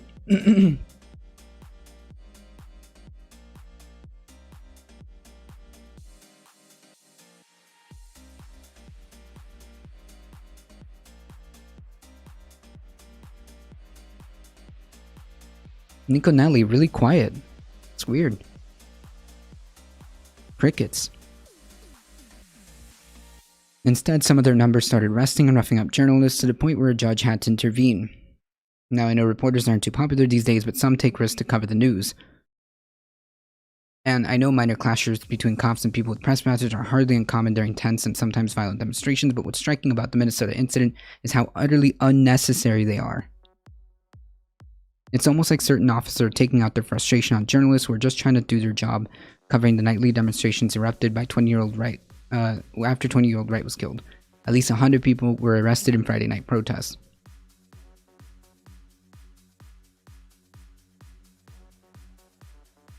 Yeah, you asked a really silly question.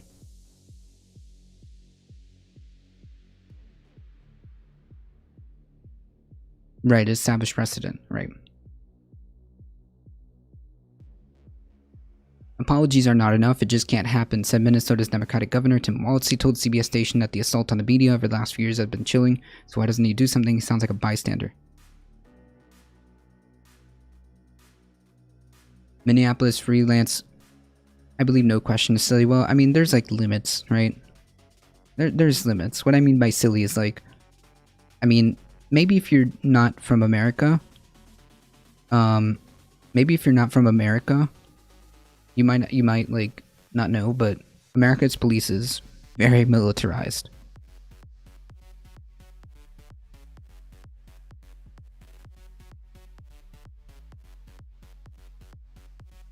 Minneapolis freelance photographer Tim Evans said on social media that police sprayed him in the face, pepper sprayed him, tackled him, and even after showing his press badge, an officer punched me in the face, tore off my badge, and threw it in the dirt.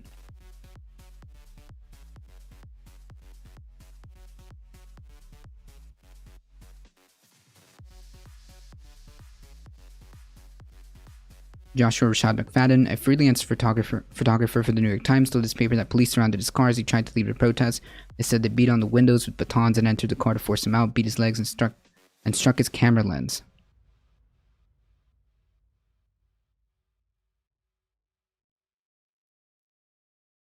They aren't close to that? Really? They 100% have surplus military gear. And if you're denying that, you're just denying reality. They absolutely do have surplus military gear, and they absolutely do have militarization. There's literally a act that allows them to get that. And to be honest, I'm white, they wouldn't dare fuck with me. I don't know.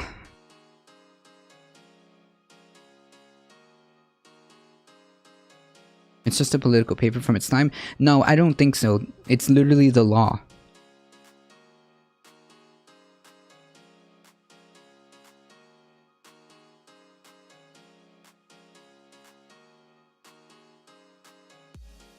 It's literally the law.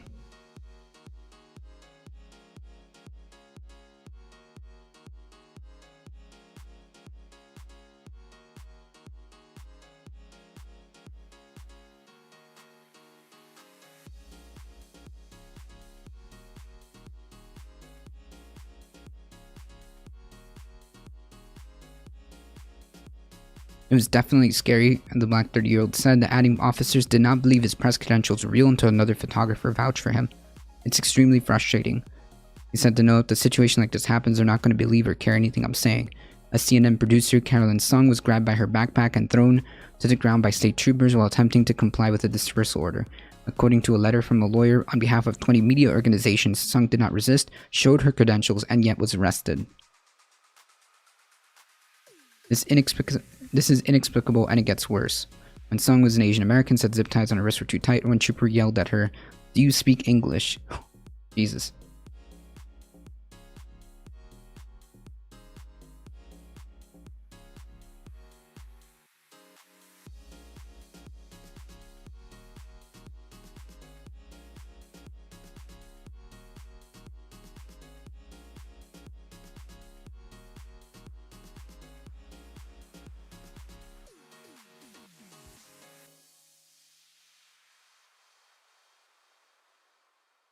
So you do admit that there is militarization.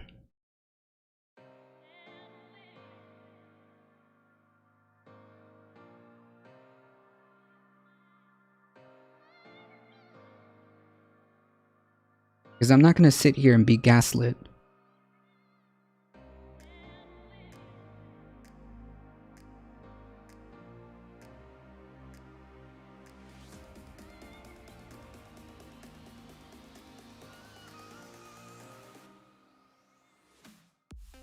I specifically said the police are militarized. I said, whoa, that. And then says, well, do you expect them to face rioters with Dodge Chargers? In other words, they are militarized. I'm not going to sit here and be gaslit.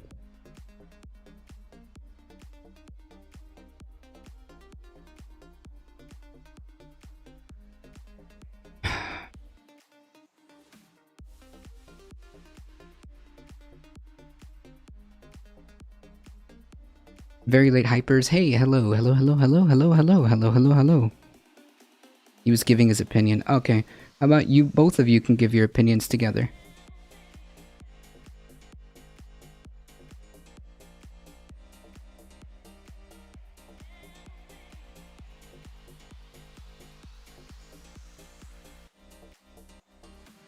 Y'all caught me in a very testy mood today. What's wrong with you?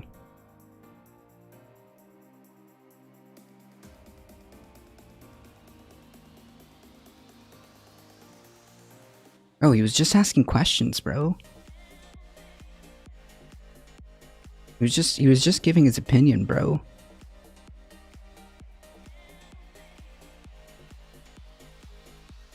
Like I said, I'm not gonna sit here and get gaslit.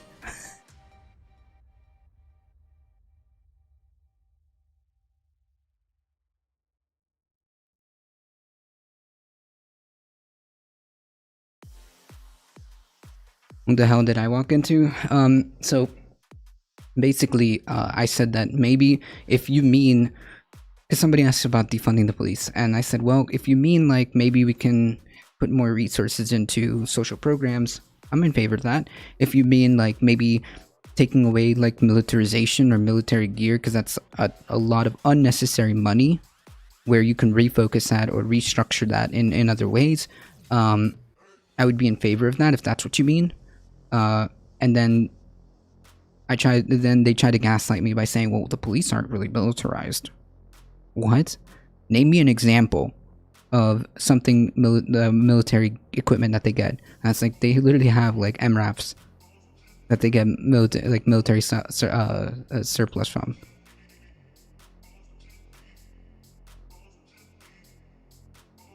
And then their final statement was, oh, well, how do you expect them to deal with rioters? You expect them to roll up in a Dodge? So you do admit that they do have militarized vehicles. Holy shit. Heat 420 underscore with the 5 biddies. For mood improvement. Instant mood improvement. There you go. I think no shit. No, I don't. It's like, if you come here to have a conversation that is wildly different than you coming here to try to gaslight. 13 biddies. Thank you so much, Alio. I appreciate that. For mood improvement. Oh yes, my mood is much better now. Yeah. Like, there's a difference between you trying to have a conversation, or you trying to troll, or you trying to gaslight. 5 biddies is nothing. Hey, it means everything, alright? Any type of support is always much, much, much appreciated, okay? 5 biddies, 1 biddy, 13 biddies. They all go, they all go to supporting the channel, okay? Doesn't matter. Yeah, brainworms. APFSD, that's what we walked into. And listen, I was patient with the trolls at the earlier stage of the stream, because they had like 1 point of fundiness, and then like that was the end of it. But no. Heat with another 5 biddies, thank you so much. But yeah, no, I'm not gonna sit here and be gaslit. Anyways, the point being, we have a First Amendment, we have a freedom of the press. It's codified into our constitution. It is the supreme law of the land, and these people are just trampling it all over it. The producer was taken to Hennepin County Jail and was, and according to the letter, was patted down, searched by a female officer, who put her hands down, sung pants in her bra, fingerprinted, electronically body scanned, and ordered to strip and put an orange uniform. By the time lawyers were tracked down and secured her release, she had been in custody for more than 2 hours. Like, what is this?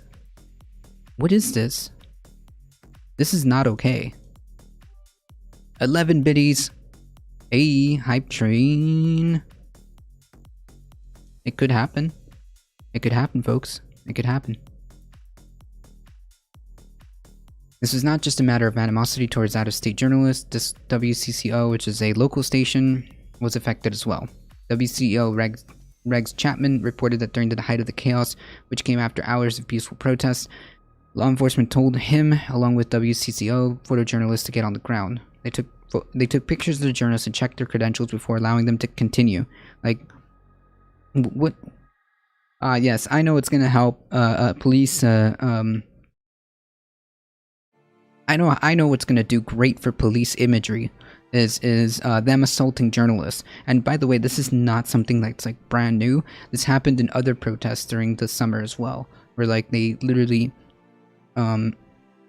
shot pepper balls or whatever it is that they had.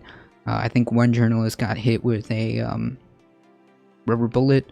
I mean, this isn't the first time, but this one is even worse. It was way worse. I think you're doing a good job with these idiots. We get them a lot. It's just par for the course, right? Is that the saying? Did I say it right? Did I say it right? I don't know. Alio with another 10 biddies. Thank you so much. Thank you.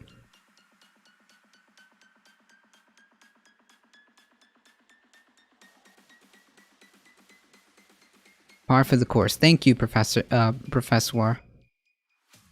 Nice. I like that username. Yeah, par for the course. It's just, that's what it is. You know, I'm okay with like people having a different point of view. Fine, whatever. But being disrespectful, trolling around, or trying to gaslight the chat or myself, or climate change denial or science denial, If somebody tried, oh, that's why they were banned. One of them was like climate change was a hoax or not real or something like that. No. Professor Ward, thank you for the follow. I appreciate that. Wait, it's Professor.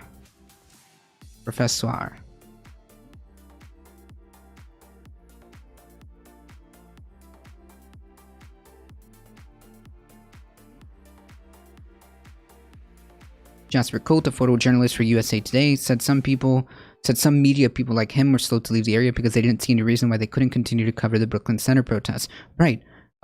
These are journalists. These are media people. Alright, I gotta go. See ya. Thank you so much for stopping by. I appreciate that, Marco.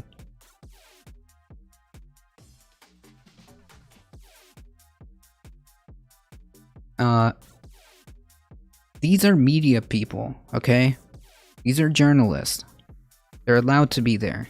That's why we have freedom of the press. We're supposed to see what the heck. How are we supposed to see what the heck is going on? Both described police then corralling protesters and media into one group and yelling them to get flat on our stomachs. On Friday, a federal judge issued a temporary restraining order barring law enforcement officers from arresting or using physical force against journalists covering protests. Yeah, I can't believe that this even had to be a thing. Okay? I can't believe that this even had to be a thing. That a federal judge had to step in and say, yeah, it turns out you can't just use, like, physical force and arresting, like, journalists for covering protests, okay?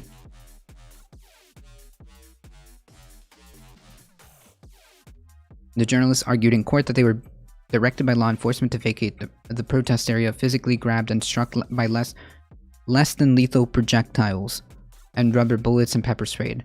Judge Wilhelmina Wright rejected the argument that the police were trying to keep the journalists safe. Oh yeah. Hey guys, let me keep you safe. I'm saving you. Don't you see? Like I'm saving you. Here. Stop. Let me save you. What? The police were trying to keep the journalists safe, particularly when considering the allegations supported by declarations that members of the press have sustained severe injuries at the hands of law enforcement. In recent days, these severe injuries including bruising and at least one requiring surgery. These are authoritarian tactics, and local politicians and officers can no longer attempt to blame such misconduct on Donald Trump. True. Hey, I like, you guys know, you've seen this channel, you've seen this channel pre and post election, alright? How many times have we made extensive coverage of what Donald Trump is up to right now? Nobody cares. He's not the president right now. The cops in the US remind me of the RUC in Ireland before a peace process, and they were a military police force. Belfast. Oh, okay. And unbelievable.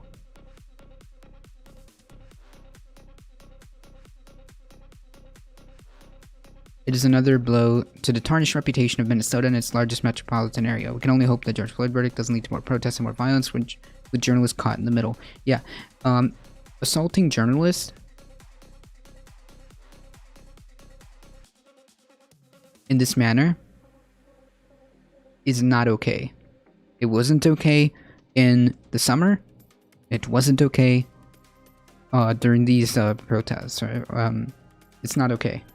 Not okay, it's not okay, it's not okay.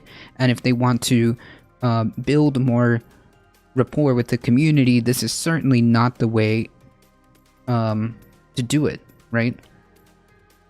Unbelievable.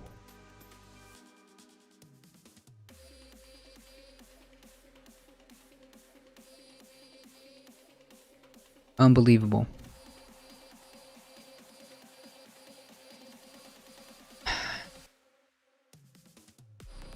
I mean, clearly there is grounds to take action, as a federal judge had to issue a temporary restraining order.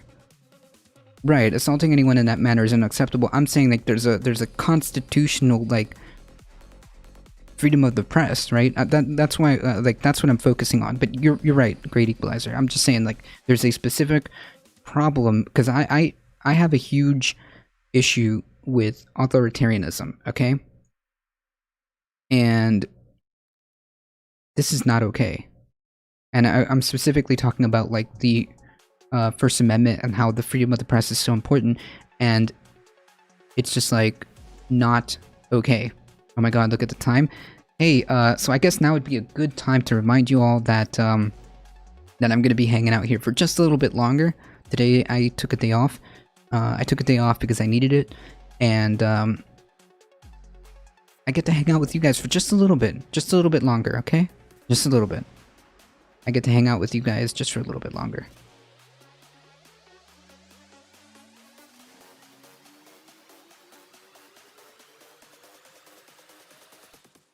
$12-hour stream, let's go! No, I can't do a 12-hour stream. I don't have the energy or capacity to do a 12-hour stream. Maybe for, like, a charity event, Or if I do a video game stream, then I can do like 12 hours. Then I can do 12 hours. I don't know. Maybe like pop in some Halo and put some drinks to the side and some food and like two sandwiches to the side and say let's go for 12 hours. No, can't do it. I can't do it. I can't do it. Maybe for a charity event. Universal Discourse said that I should get on board and actually organize a charity event for something that I feel very strongly about. And they're correct. I do want to think about organizing a charity event for maybe climate change. Climate change, I think, is like the thing that I mostly feel passionate about, like in terms of politics and how I started and how I got to where I got. A lot of it had to do with climate change. So maybe I could find a good organization, maybe talk to people. I think Bela is the first one that comes to mind. Maybe she can point me in the right direction to see what organizations I can support, or maybe if she wants to throw down as well. I don't know, but it's something that's been on my mind, and it could be like a 12-hour stream event. That would be amazing. A 12-hour stream event where we do nothing but like raise awareness, grab funds, and then throw that proceeds to like research or whatever good organization is doing proper, whatever good organization that's been vetted for climate change, and we'll send it down that way. No chicken nuggies. I mean, I'm always up for chicken nuggies, which reminds me, I do need more chicken nuggies. Pro tip, speaking of chicken nuggies, pro tip, the breaded dino nuggies that have they're made with different breading for some reason. They're made with different breading for some reason, and I think that the Dino Fun Nuggies are undisputable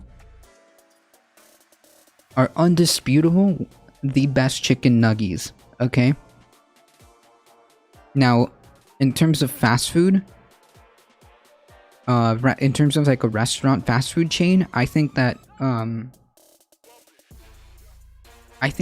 maybe this is a nuclear take. I don't know, depending on how you guys feel, but I think that Wendy's has the best chicken nuggies in terms of like fast food. This may be a nuclear take because I know some people feel strongly about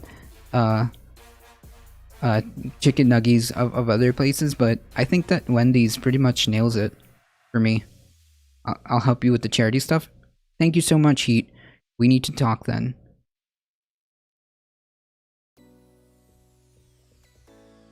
Gotta learn how to gaming stream on Twitch. Yeah, I've done one. Well, no, I lie. I've done a few gaming streams back when I first started. I played a game called Red Faction when I first started streaming because I didn't know like how to start my stream, so I would just play Red Faction. But yeah, now I've got the new system which will allow me to play whatever I want. Yeah. We talk every day. True, I mean about that. About organizing a charity event, a 12-hour charity event. I'm more of a fan of tenders and nuggies. Ooh, you're walking the thin line, APFSD. You're walking a thin line, my friend. You're walking a thin line, huh? Ooh, I don't know. I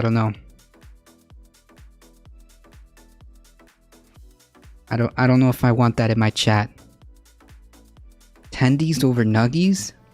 Ooh, I thought my take was nuclear.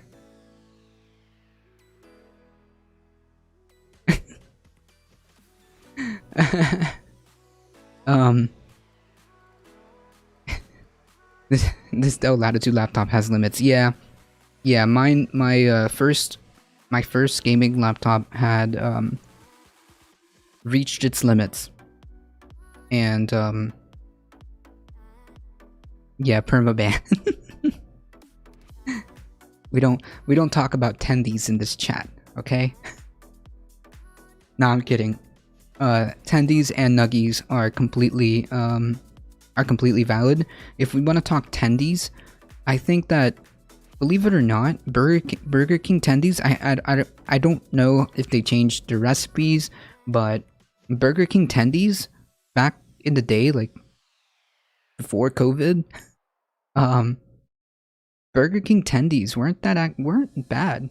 I actually like Burger King tendies in terms of fast food. Whenever I do get them. Yeah, so Alio, yeah, my laptop was having a lot of issues. You know, it was approaching a few years already, and it was giving me a lot of issues.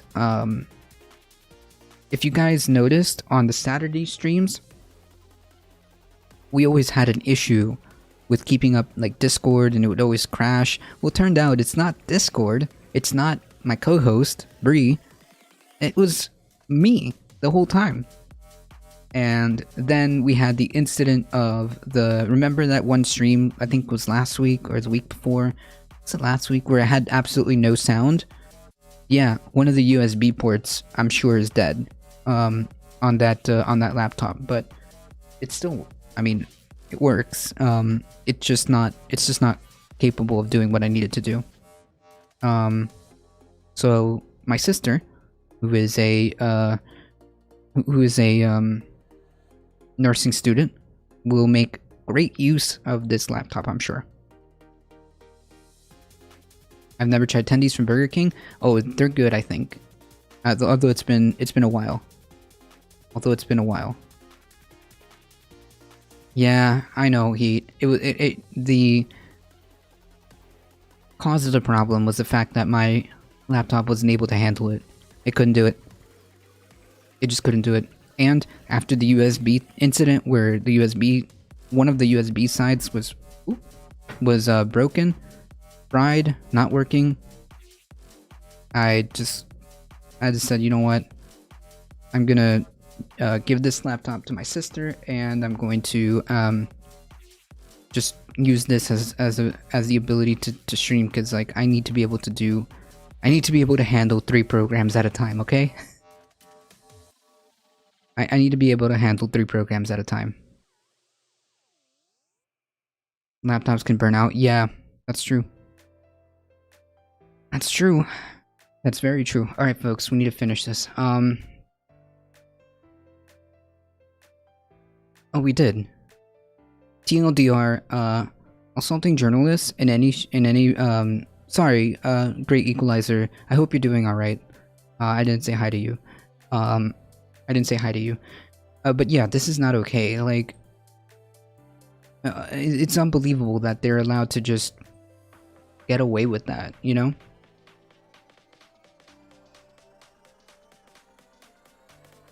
Yeah, 3 programs. Chrome, OBS, and Discord. That's all I asked for.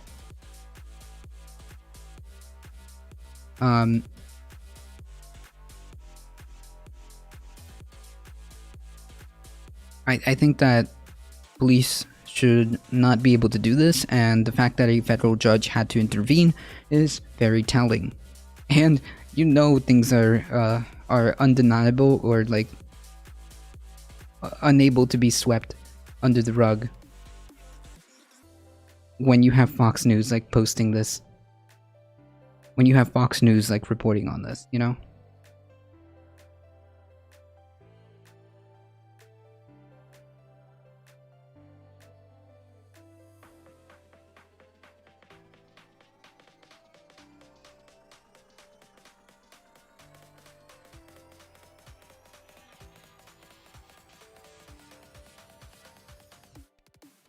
Hey Wither King, how's it going? Well, apparently there has been there's been multiple incidents here. I'll show you, where journalists were arrested, assaulted without cause, and so much so that a federal judge had to intervene and put essentially a restraining order on them.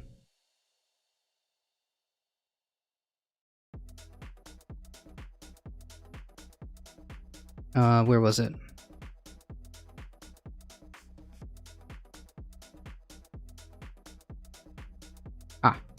A federal judge issued a temporary restraining order barring law enforcement officers from arresting or using physical force against journalists covering the protest. Yeah. That's how bad it is. Like, that's how bad it is that a federal judge had to step in, and even Fox is reporting on it.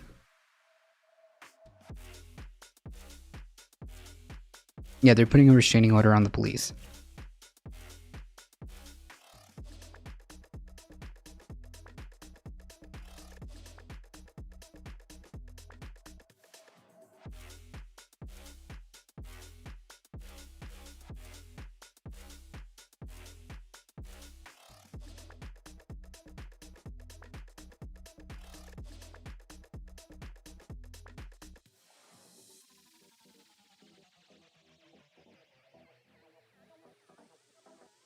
"11 foods that are already being impacted by climate crisis, and expect this to be worse. Now they're just jammed the broadcast when they want to go to town." Yeah, I mean, it's unbelievable. Like, we have a freedom of the press amendment here, and this is allegedly a free country. So, yeah. Food is an entrenched part of any culture. In America, we associate peaches with Georgia, shellfish with England. We go to Napa for wine tasting and sing songs about the heartland's amber waves of grain. But in short decades, rising sea levels and changing temperatures could transform where and how we harvest our food. True, we've talked about this. We already see changes. Fruit trees are struggling to bloom after warmer winters. Cranberries are being scalded by heat in the bogs they've grown for in centuries. In Asia, rice crops are being flooded with salt water. And as the ocean becomes warmer and more acidic, the sea life we depend on is either moving to different waters or decimated. Yeah. In many cases, these changes means that the food that are part of the region's identity, Vermont's maple syrup or Colombia's coffee, will have to migrate as their ideal climate shifts often further north. Napa Valley pretty much ends up in Canada not too long from now. Yeah. And it's not just specialty foods. Rising temperatures are making it harder to produce staple grains across the globe, slashing yields, wiping out crops in droughts, and making these essential grains less nutritious. In developed countries like the US, we likely won't stop eating as much corn or wheat. We'll just start cultivating more land, increasing the already enormous environmental impact of the agriculture industry. The demand for food is so powerful, it's the fundamental thing that people need to buy. They will find a way to buy it. But it also means we'll price... Yeah, so,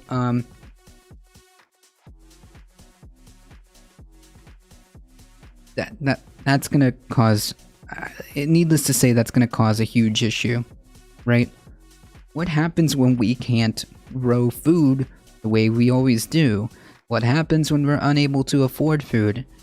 What happens when the food that we are able to grow is just simply not enough? What happens when we have entire fisheries gone? Entire fisheries gone, unable to sustain those local economies, and, well, of course, and of course us, right? Can I get this link? Yeah, of course.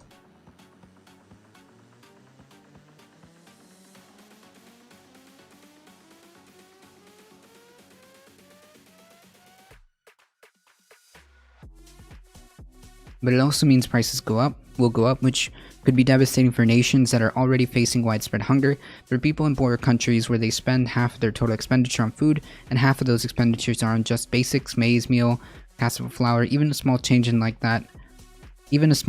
something like that has a huge impact. They're already scraping by trading off between food and school books and healthcare. Yeah, that's a problem. Climate change will primarily overwhelmingly affect, obviously, poor people. But eventually, yes, it will affect everybody. Doesn't matter how rich you are. Doesn't matter how rich you are. But yes, the overwhelming effect is going to be, and the initial waves of climate change is going to be on poor people. I mean, yeah, true. The key is to learning how to... Okay, no, yes, but no. Researchers are breeding climate-resistant crops, building DNA libraries, and reviving old wild strains, and working to ensure farmers financially against increasingly variable growing seasons. Yes.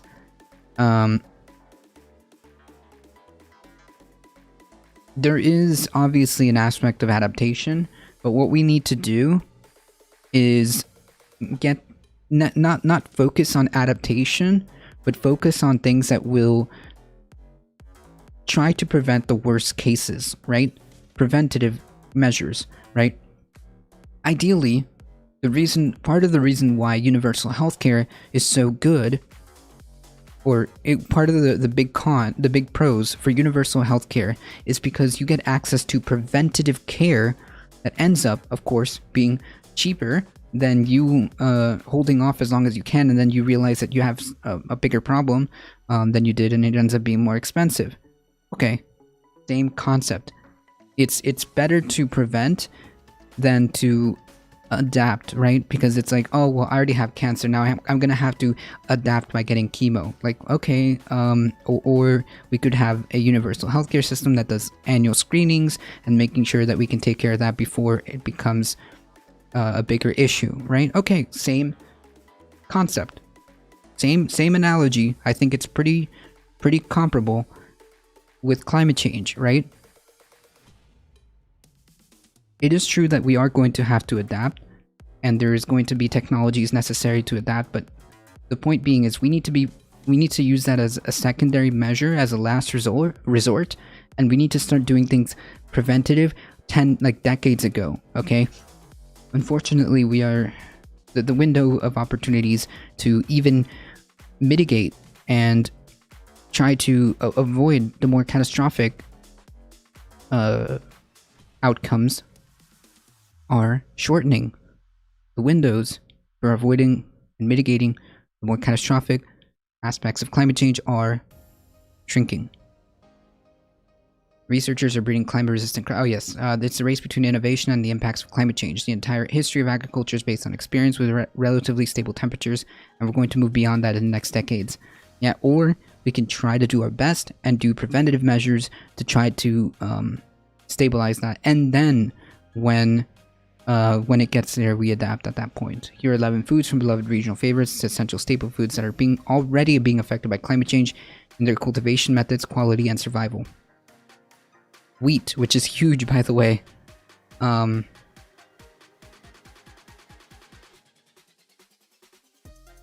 Sardines, which I don't eat sardines, but it's still important for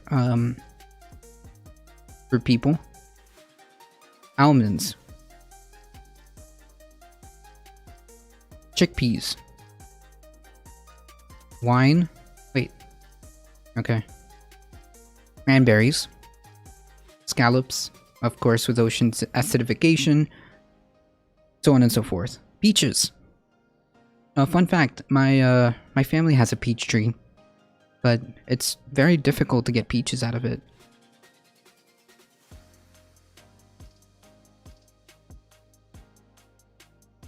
Corn, which is important.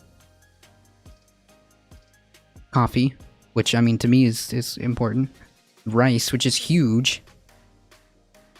Guys, if we can't produce these things, if all of these like basic crops start failing, that's not good. That's not good at all. I don't think people realize like what that means. I don't think people realize what that means. If we can't grow rice, if we can't grow corn, wheat,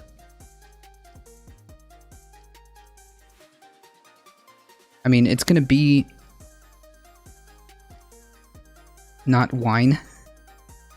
Yeah, I mean, sure, that's more of a luxury item, but my point being is that climate change is going to drastically it's going to drastically put in danger our ability to grow certain food that is vital, right? So we need to address this issue. We need to realize the importance of this, and we need to acknowledge the fact that it's not just about not being able to grow wheat, right? It's about what happens when people grow hungry. Starvation, death, conflict. I mean, disease. That's the future that we are looking at. That is the future that we are looking at.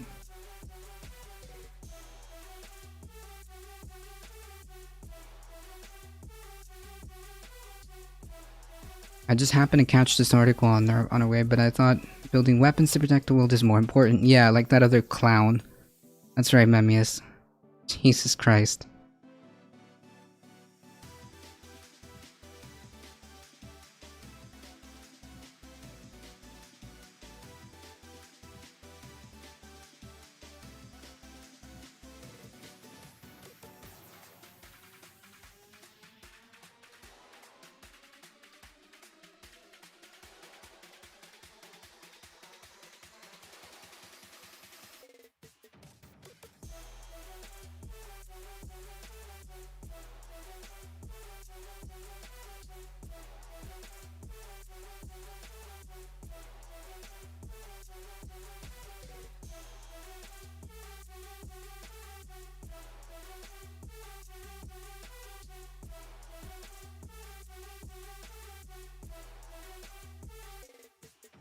I think that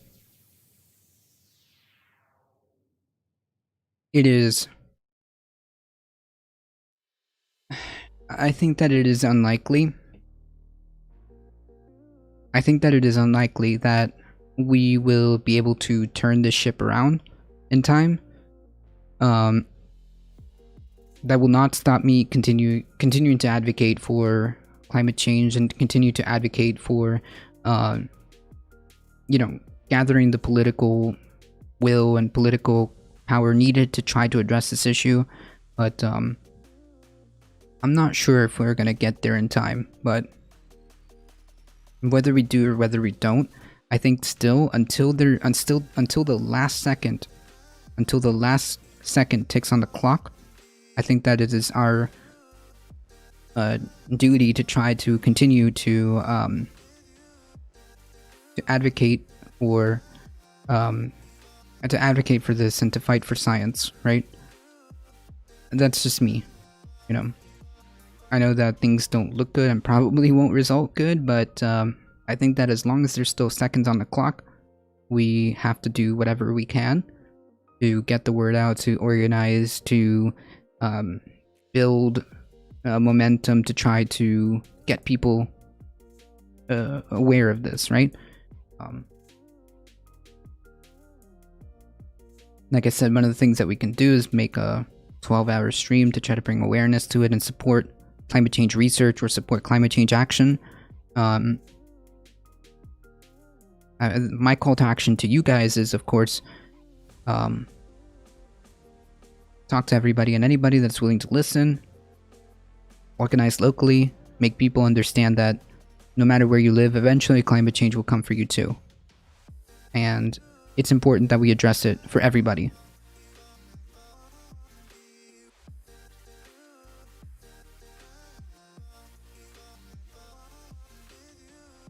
Alright, folks. There's going to be a couple of thank yous. First of all, thank you for all the new follows. Professor, the biddies, the support you guys have given is unreal. Thank you guys. I appreciate all of you guys supporting the channel in the way you do. Alio with the biddies. Heat 420 underscore with the biddies. Thank you. Thank you guys. Buff Cameron for the biddies. Oh, I forgot to dab. Sorry guys. Hold on.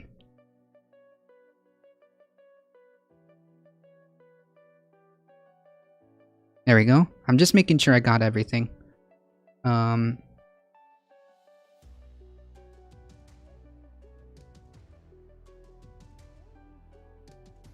Yeah. A couple of shoutouts before we go. A couple of shoutouts. Eat420 underscore. Make sure you follow them. Aliosher. Make sure you follow them.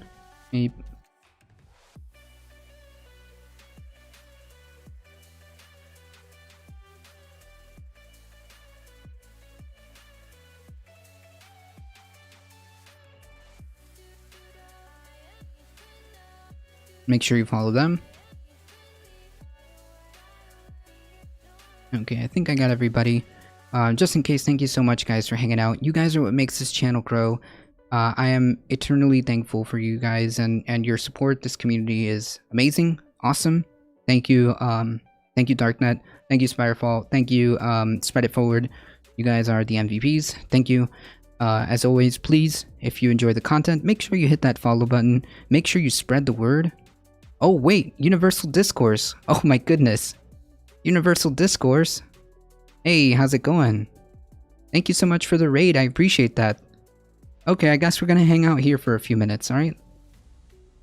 Thank you for the follow, Pansassy. Well, I guess we're gonna hang out for just a few more minutes then. Thank you, Universal Discourse. I appreciate that. Yeah, raid as he signs off. Well, it's okay. We'll spend a few more minutes here just hanging out. Hey. How's it going?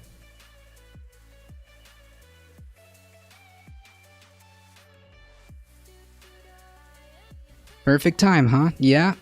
It's okay. We'll everybody should stay here and we'll ride the wave. We'll ride the raid wave, all right? Gotta ride the raid wave.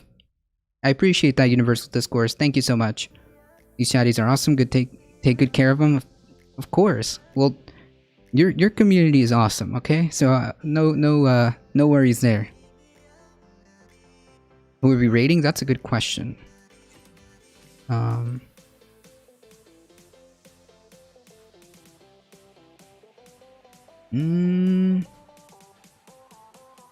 think that Tina underscore 2.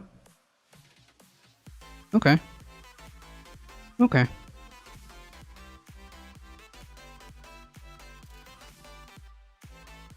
Yeah, let's do that. I think she just started. I think she just started her stream. Welcome in, grab a corgi. There you go. I appreciate all of you guys hanging out here. Thank you, and welcome, Universal Discourses community. Huge shout out to them. Thank you so much. Huge shout out to Heat420 underscore. Aliosher, please go follow these wonderful people. Also, guys, for those of you that don't know who I am a Difficult Truth. We do news and politics in the AM, Monday through Thursday, 9 a.m. to 11 a.m. Eastern Time. I'm off today, so I had a little bit of an extended time just to spend a little bit more time with you guys, and I'm grateful that I can. So yeah, if you enjoy news and politics in the most chillest fashion, please make sure you hit that follow and head on over to our YouTubes and hit that subscribe button. And, of course, the biggest call to action that I could ever ask of you guys, and the biggest favor that I could ever ask of you guys is to spread the word. That's the biggest favor I could ask of you guys, is just continue to spread the word far and wide that this is the chillest place to be for news and politics. Please subscribe and give them Basil's Bucks. True, it's free. Basil Bucks are free, by the way. Amazon Primes are free. That's true. And you get all those cool little emote dudes that Heat just displayed. But yes, I appreciate all of you guys being here. Again, eternally grateful for all the support. Eternally grateful for Universal Discourse community coming over. Eternally grateful for all the biddies, all the follows, mods. Thank you guys so much. I mean, I just don't have enough words to thank you guys enough for all the support and awesomeness. Oh, Eat with the 5 biddies. Thank you so much. I almost missed that. I see you. How come it didn't show up in the first place? Okay, either way, thank you so much, guys. As always, please stay safe. Please take care of each other. I love you all, and I hope to see you guys in the next stream. See ya!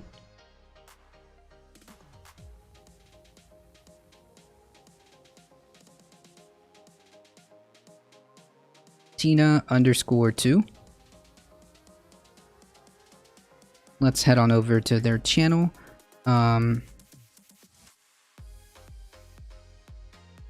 They are a phenomenal, fantastic streamer. Let's go show some difficult truth love. I'm celebrating. Hey, thank you. See ya, Memius. Thank you so much. Tina is a fantastic human being, and I think that we should all go and show massive support to Tina. So just hang out with us, and we'll head on over to Tina's channel and show her some awesome love. Thank you, Universal Discourse. Let's ride the raid wave in 5, 4, 3, 2, 1. Here we go.